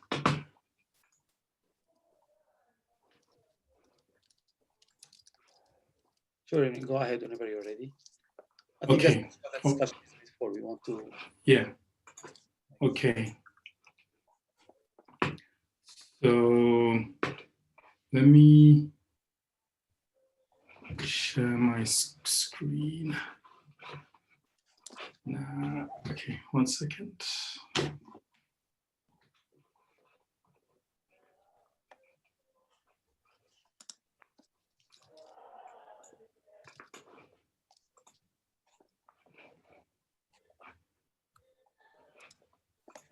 Okay, I'm going to share my screen now.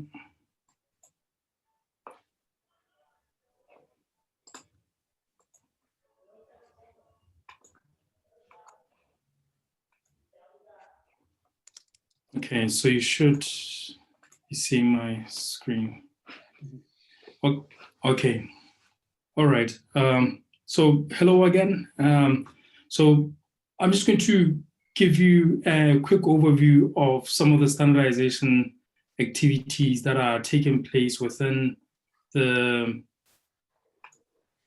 OGC. So as you're probably aware, OGC is a global consortium representing more than 500 organizations that include private companies, government departments, research and academic organizations, and so on. And these organizations participate in a consensus process to develop geospatial standards that make location data more findable, accessible, interoperable, and reusable. So since around 2015, 2016, OGC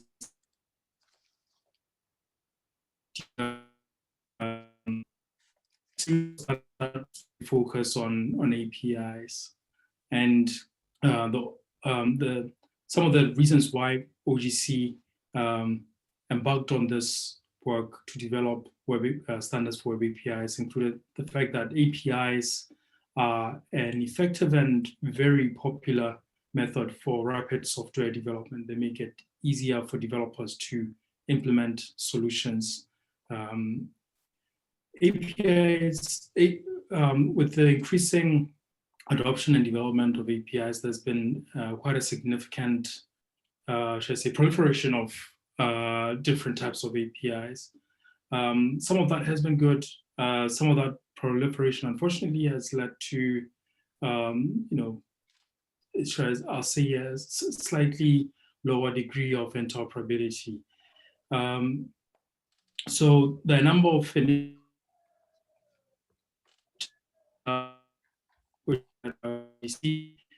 develop open standards that make it possible for geospatial applications to exchange data more effectively.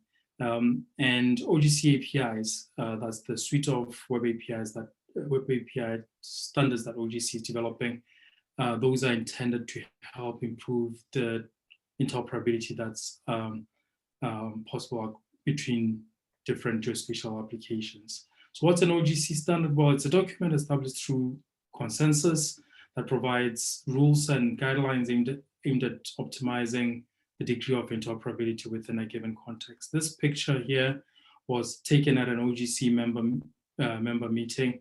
Of course, this was before the COVID pandemic.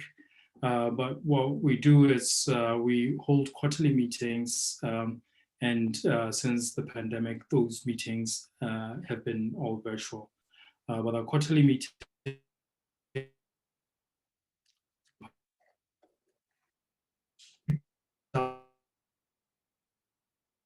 that are members of the OGC.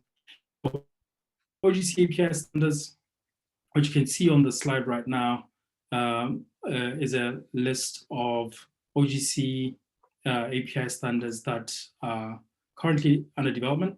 But one of those OGC API features is actually now a fully approved standard. And not only is it fully approved, but one of the parts from that standard has been adopted by ISO, the International Organization for Standardization.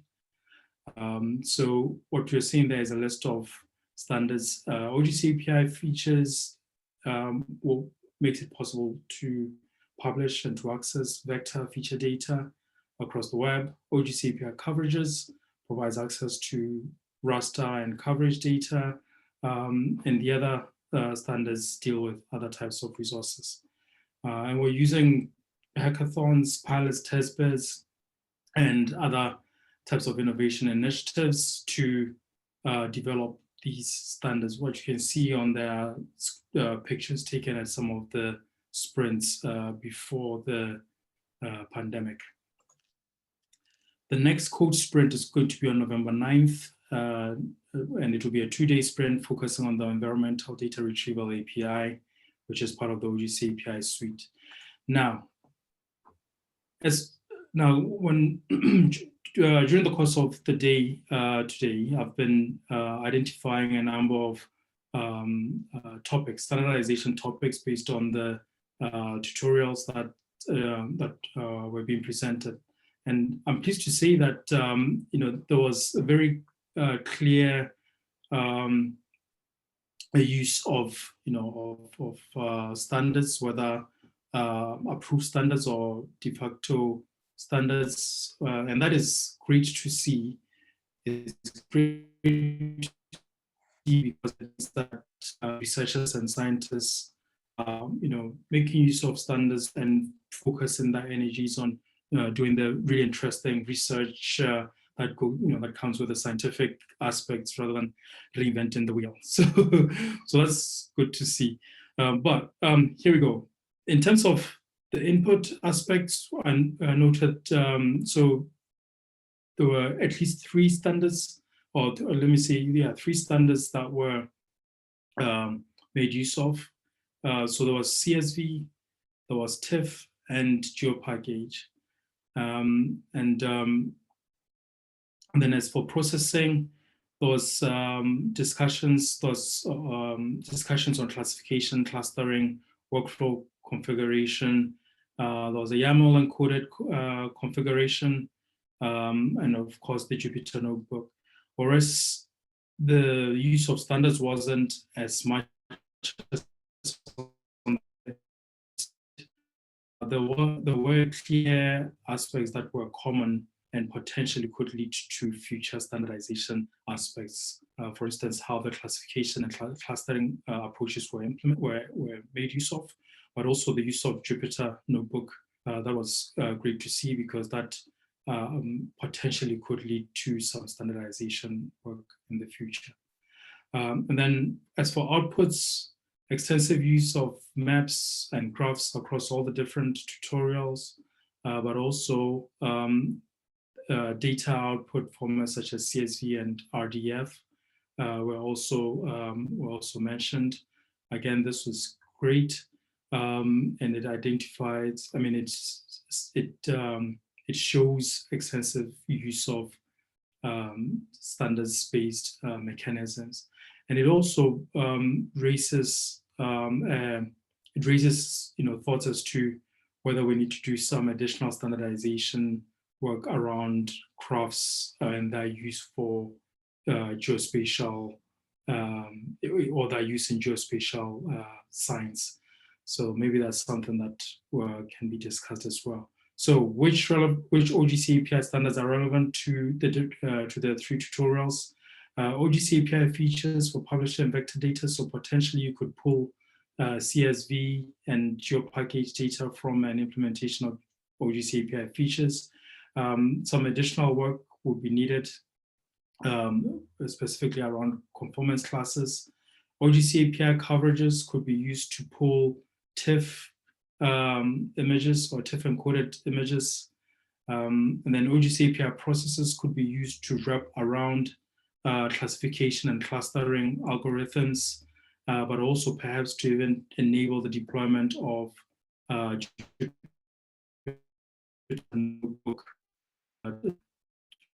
configurations on the cloud, on Amazon Web Services or similar.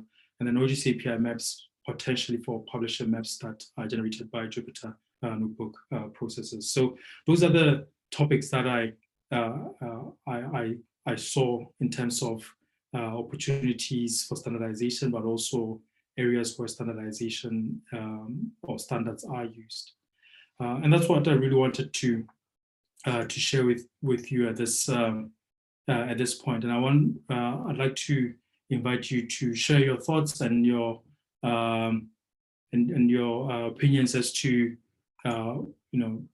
what areas potentially could benefit from additional standardization. Thank you for listening. Okay, thank you, Gobi. I think that was a very nice topic to mention, because we have these 3 tutorials today, but there are many other systems out there. I think, you cannot claim that one of the systems is really the best and this is the one that you should use, right? It depends on what application you are doing, right? So PySAL is very good for Python processing, but then if you need to do some machine learning on satellite data, then you might want to use the AWS. If you want to do some integration, then you're going to use the first tutorial. So it depends on what you want to do. And I think standardization is the key feature that we need to connect these together. You might do something on, like some pre-processing on PySAL, and then you want to export that to a standard format that you can use then with AWS, for example. So I think mentioning, what the benefit will be for the API developers is important, because the ones who will implement the standards are the developers, right? Or the creator of these systems or APIs. Yeah, certainly. Yeah. And I mean, as I mentioned earlier on, researchers and scientists, I say this being from a research background, to researchers and and other scientists want to focus on the science. The last thing you want to do is to spend hours and hours simply just comparing data from one format to another. What you want to do is to do the science. At least that's from my own research background. That's that's where the should I say the joy was. So anything we can do as a standards organization to make it easier for the scientific community to to go about their business of of research and of science and technology research. Anything we can do, we are more than willing to help, and that's why we are participating in events such as this one.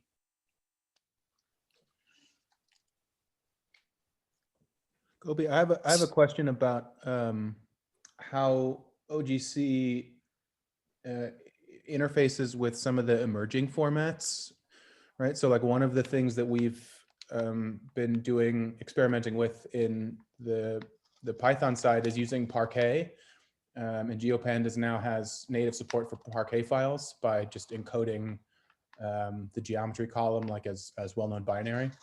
And I wonder also like Mapbox's vector tiles that are now sort of becoming ubiquitous on the web. And I'm just curious if there's how these formats are sort of get evaluated at OGC and what the process looks like. Okay, yeah, thanks for that question.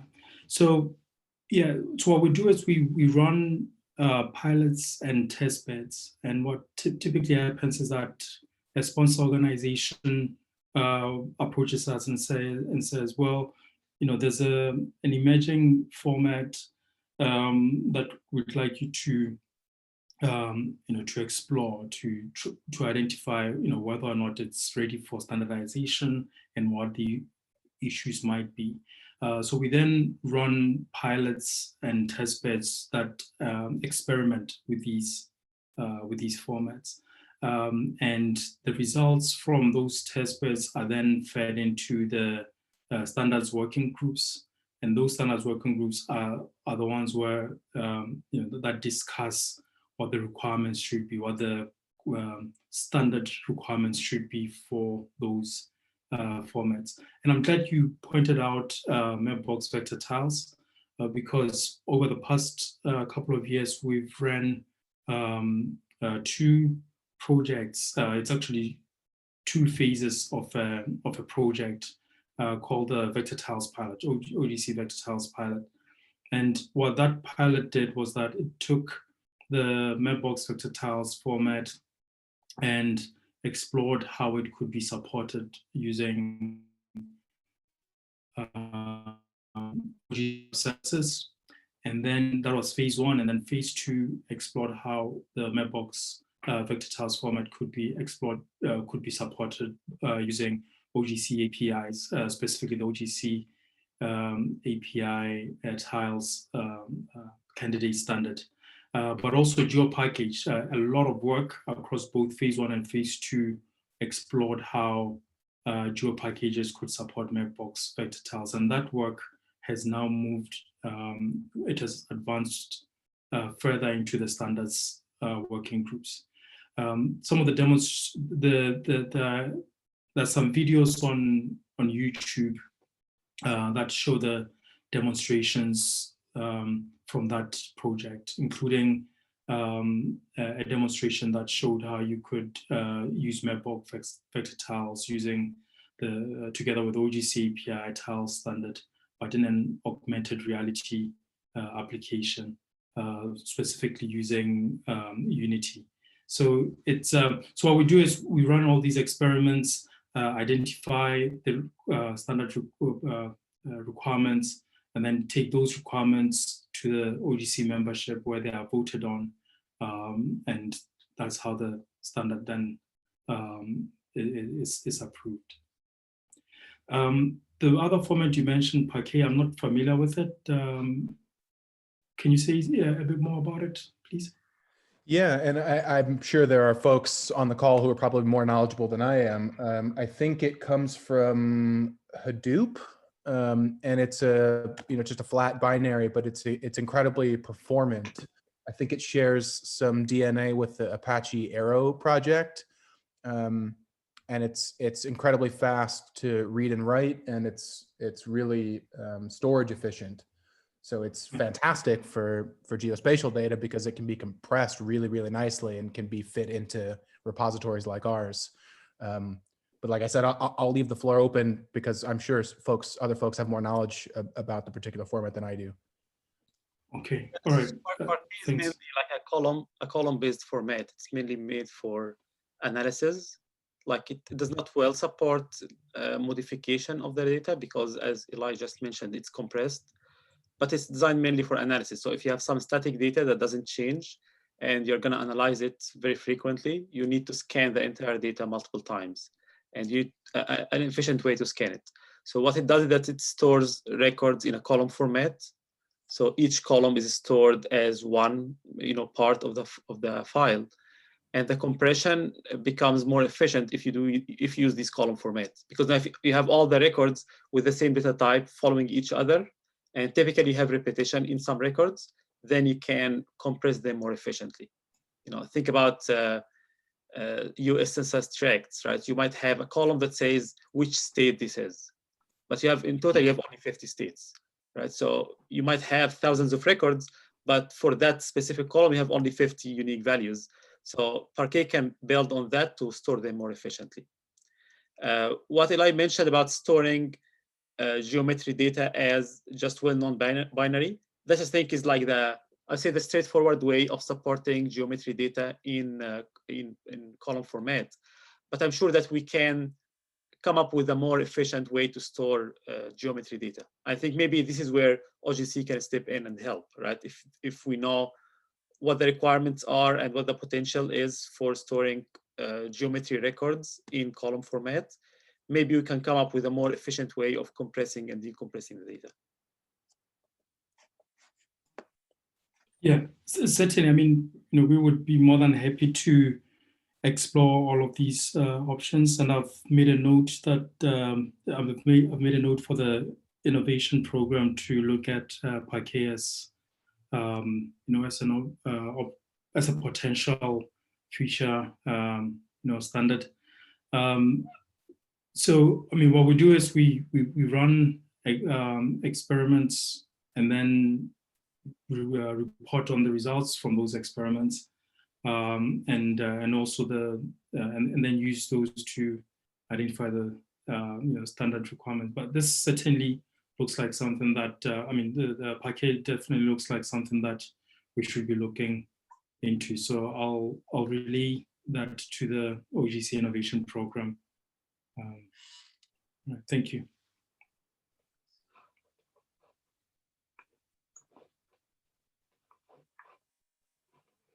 Again, I want to open the floor for all participants to mention anything they want to mention. Like if it's not about standardization, we can move on to another topic. But if we want to further discuss the standardization issue, we can, if there are more comments on that or questions, we can stay on that, or we can move to another topic.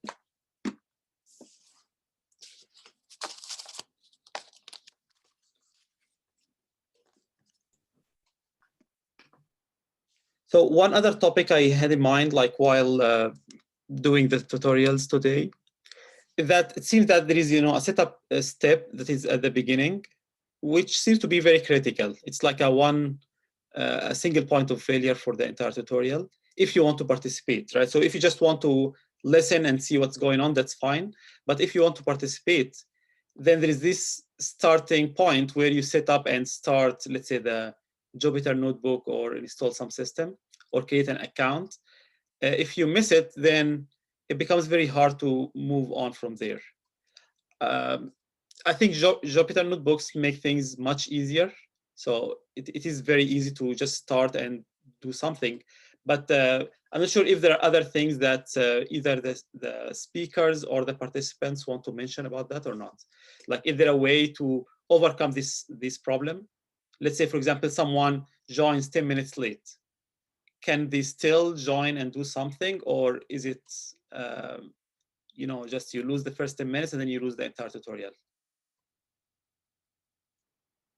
Because even for Jupyter notebooks, there is still a small setup part, which might be very easy if you are familiar with Jupyter notebooks. But if someone is coming for the first time and doesn't know how to set up a Jupyter notebook, then they might still miss the entire tutorial.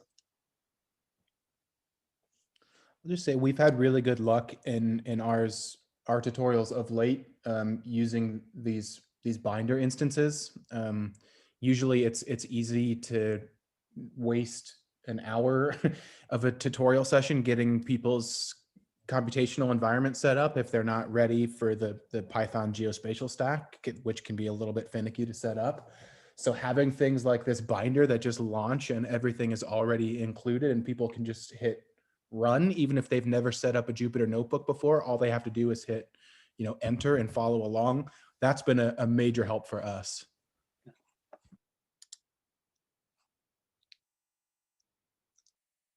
So was it hard on your end to set up these binder instances? Or is it easy for other speaker or other tutorial providers to do something similar? It's getting easier and easier to do. So basically, the way this works is you build your repo to get you the stuff to work on your local machine. And then once you're happy, you go to Binder Hub and you point it at your GitHub repository, and it checks for an environment.yml file and then builds it from there. So it's pretty straightforward to do now. Okay, and is this free? Like, yeah, it's free. Hardware, right? So who provides the hardware to run these? I think Binder Hub has had some funding from different foundations, and companies are donating. I'm not sure the business model, but so the past 3 years, maybe, we've been using it for the workshops and never got a bill. I give them money when I can because I think it's a great project.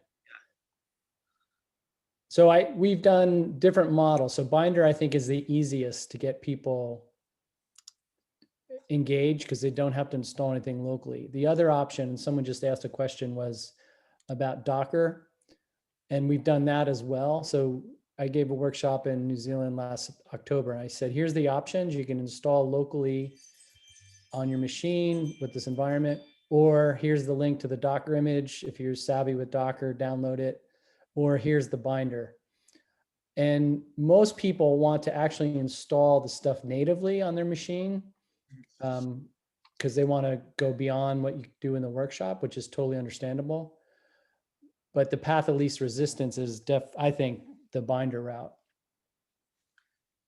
Yeah, I think it's a double-edged sword, as you mentioned, because you make it too easy for people to run, but then when they want to switch to run it locally, then it might be a little bit of an issue. Yeah.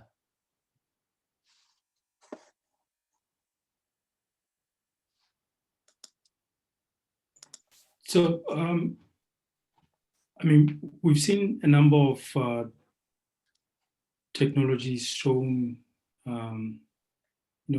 shown during the tutorials. So one question I've got for everybody on the call is, what technologies do you see potentially having an impact on geospatial technologies, especially APIs, but even broader than APIs, over the next 3 to maybe 5 years?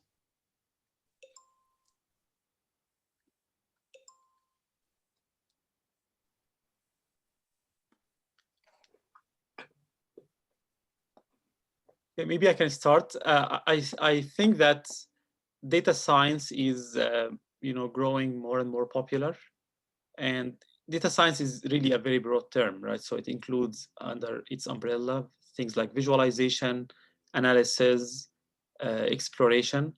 But I think one key aspect of data science is that most people who use it are not necessarily like deeply technical or understand technicalities a lot. So you need something that is easy to run, which is something that I really saw in today's tutorials. Like most of them were really easy to set up and start. I think that's very important for data science because most of your users or data scientists are not really computer scientists.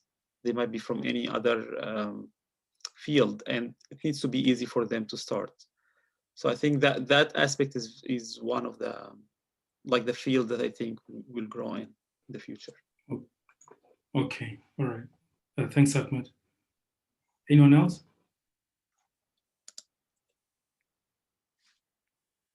Okay, let me give some context why I'm asking the question. So the challenge with, and I go back to standards again, the challenge when, for any organization actually, is to prepare for change.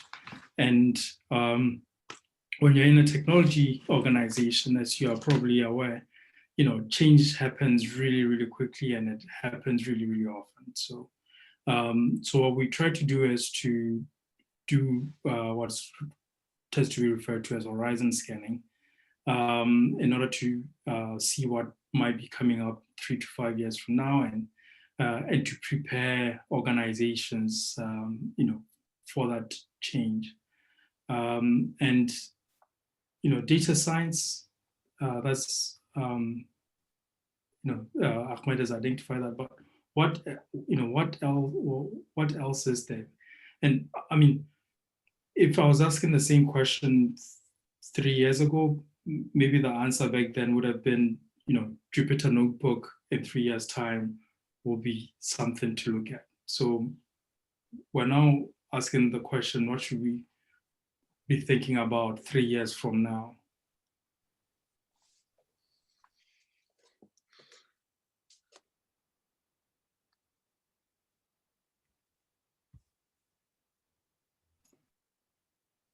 Okay, well, if ideas come up, feel free to share them via email, would be more than happy to hear your thoughts. So somebody sent me a message the other day and said, well, they think quantum computing will be the next big thing. There are a number of algorithms that are out there. I think the Quantum Zoo, which is a website, lists all of those, and some of them are spatial or geospatial. So maybe that will be. So data science and quantum computing possibly will have an impact. So if you have any other ideas as to what we should be keeping an eye out for, please do share them, even if it's by email.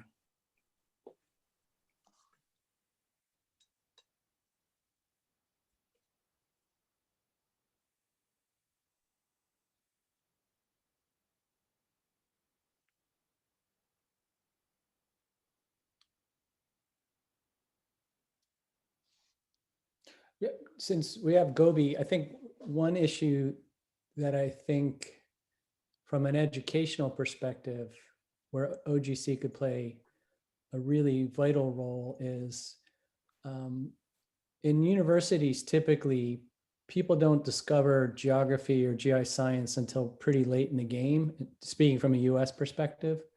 So maybe not until they're juniors or seniors. And they typically come in indoctrinated thinking that learning how to use ArcGIS is what they need to do. So the whole science of geography is lost to them, and it becomes more of a sort of a vocational degree as opposed to a scientific degree. And part of that, I think OGC broadens the perspective of what geospatial is about. So I'm kind of grappling with this because we have a new NSF project looking at the pipeline between people coming out of high schools in the US and entering the university. And there's a huge gap between what they've been exposed to in high school versus what level they need to be at to, say, work in CS from a geospatial perspective, or even in geography program from a geospatial perspective.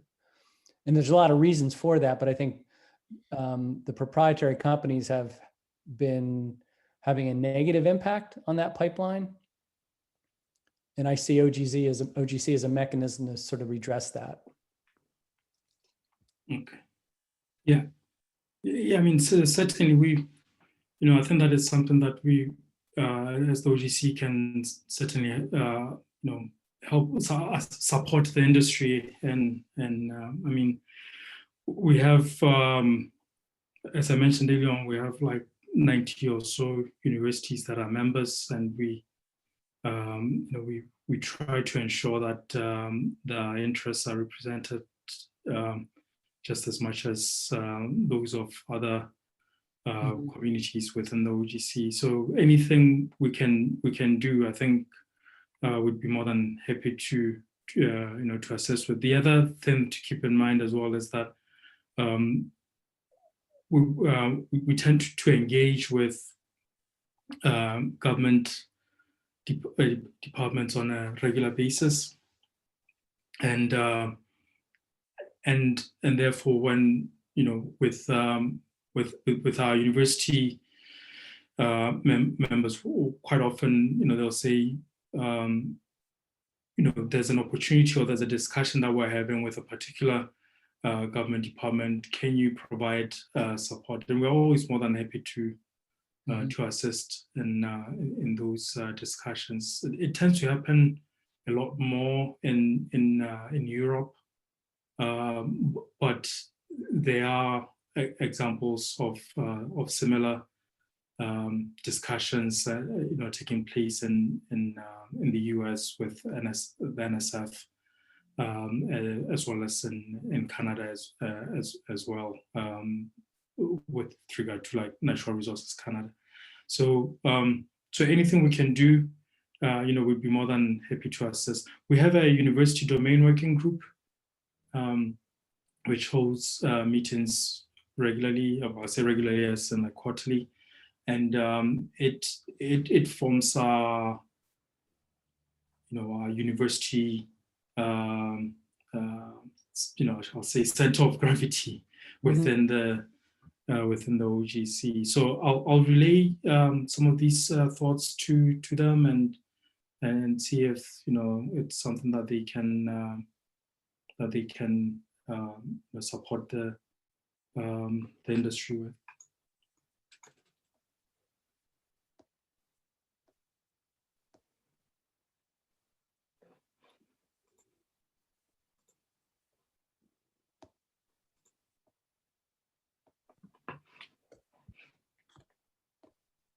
Okay, any more comments? So I had another comment that is general to all the speakers mainly, is how to go from there. Like you provided the first tutorial, which is good and easy to follow. Are there any directions of how to go next? Like if I really want to use these systems in practice, not just running tutorials and on a small data set, but actually running this in practice and doing my own logic, not just using existing logic. Do you have any recommendation of what people can do next?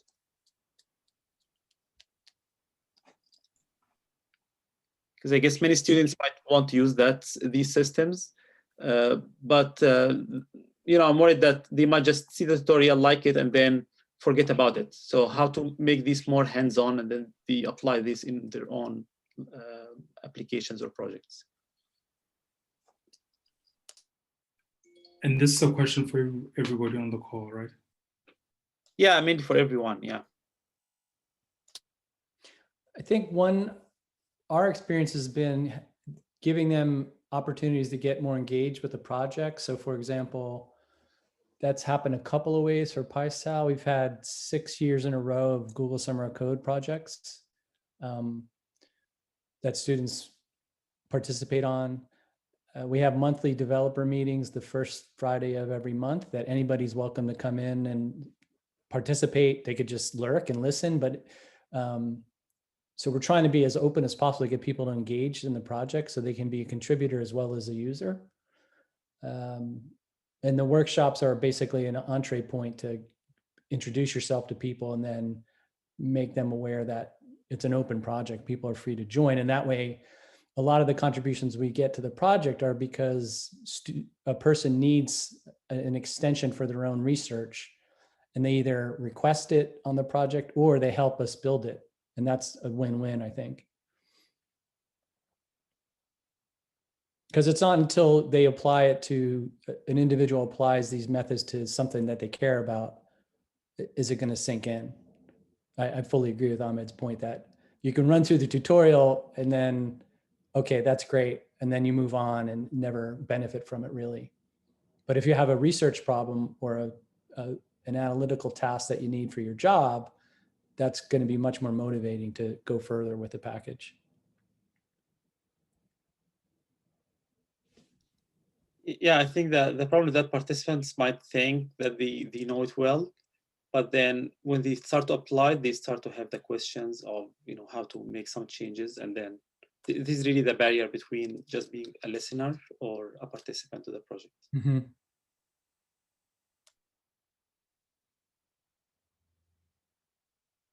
So again, a question for everyone, like if you are a participant, what do you want from the system so that you can easily use it? So I think the tutorial that we have today are a good start. But if you can also share what else you like, maybe you saw something in another tutorial or another system, and you can share this with us so that we are all aware of that. Ahmed, if you like, I would like to comment on the previous topic, because our experience for SLIPO with industrial partners, because our system is mostly for business, is business oriented, not too much regarding teaching in universities and institutes, is that you need to engage with the industry. So we had a demonstration, several demonstrations in business meetings not only in Greece, but also in Vienna, in Austria, and in Germany, and who had also some demonstrations in scientific conferences. And in all these cases, there was interest from companies, from people working in the industry, in the POI industry in particular, in our case. And in that case, people were excited with the tool, but when they needed to work on this, when they faced with the particular configurations and the particular settings that they were needed, then they needed guidance. And in that case, we needed to sit with them and offer them our knowledge in order to proceed. And this worked, and we had two success stories from our business partner in Austria, who has used the Slipper system in two cases. One case, providing a service to a major geomarketing business company.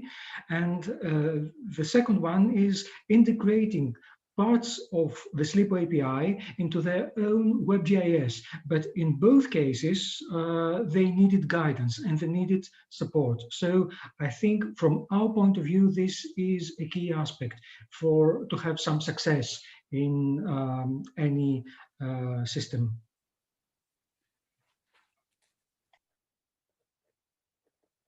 Okay, thank you, Kostas, for sharing this.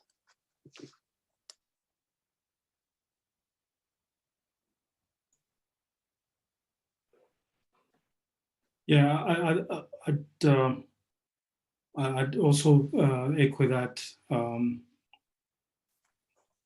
I've observed similar, I'll say similar situations as well. One thing about the question, how we get students to, or to fully engage or to continue to engage with these tutorials.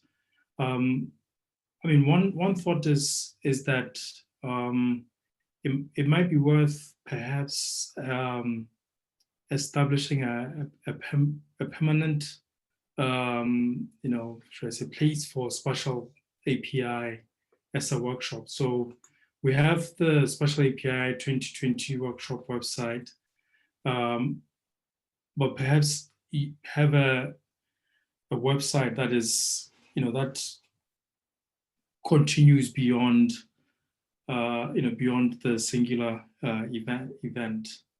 And the reason why I mentioned that, or the reason why I'm suggesting that, is because if you look at, for instance, the Deep Learning for Java book, and that particular book, what they've done is they've set up a GitHub site that's allows the people that are using that particular book to ask questions, and it's been there for like 3 years or 4 years or however many years. So what I'm picturing here is that perhaps a Spatial API, GitHub or Slack channel that remains available beyond a single year and allows students to ask questions about any tutorial that that has been presented in previous Spatial API workshops. I know this is only the second workshop, so maybe the time is right for us to think about, how we establish a long-term presence. But that's one suggestion, to have a GitHub or Slack channel that persists across different Spatial API workshops. Yeah, I think that's a good idea if we keep things around. I think, since we have at least the introductions available as videos, also for 2 of our tutorials today, we have them recorded, so we can also make these available so that people can follow up in the, just beyond this workshop, as you mentioned. And since everything's available on GitHub as well, I think it's, it is actually could be very easy to continue from there. But having it in a longer term and think about just spatial API without 2020 or 2019, just having everything combined together into one place, that could be a very good idea to continue in the future.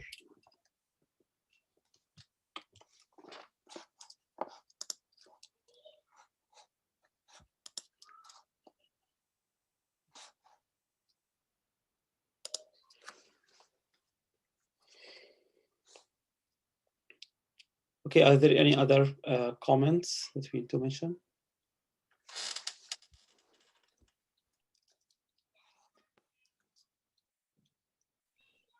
I think if there is nothing else, we can wrap up at this point. So I just want to thank all the speakers and all the participants for having this successful API workshop. I think it went very well this year. People liked it. I was worried a little bit about the virtual, being virtual this year, but I think the speakers really did a very good job in, still going around this and making this workshop very interactive and useful for participants. So again, I'd like to thank everyone. Also thank the participants for being active throughout the workshop, even in the discussion session. So that's really good for everyone. Gobi would like to add anything? Yeah, I mean, it's been a really exciting and enlightening workshop. I've enjoyed every single minute. I think all the tutorials were excellent, and they were presented in a in a very well organized way as well. So well done to all the presenters and also the attendees. I think the engagement throughout was excellent. The questions were they were spot on. They were well thought out, and I think we've had a successful Spatial API 2020 event, and I'll have very good things to say when I when I meet the rest of the OGC community. So thank you to all the presenters and all the attendees. Thank you. Okay, I'll let you enjoy the rest of the conference and any other workshops. There are still some workshops running, so I'll let you enjoy the rest of the day and the rest of the conference. Thank you all. Bye. Thank you very much. Thank you. And Cheers. Bye.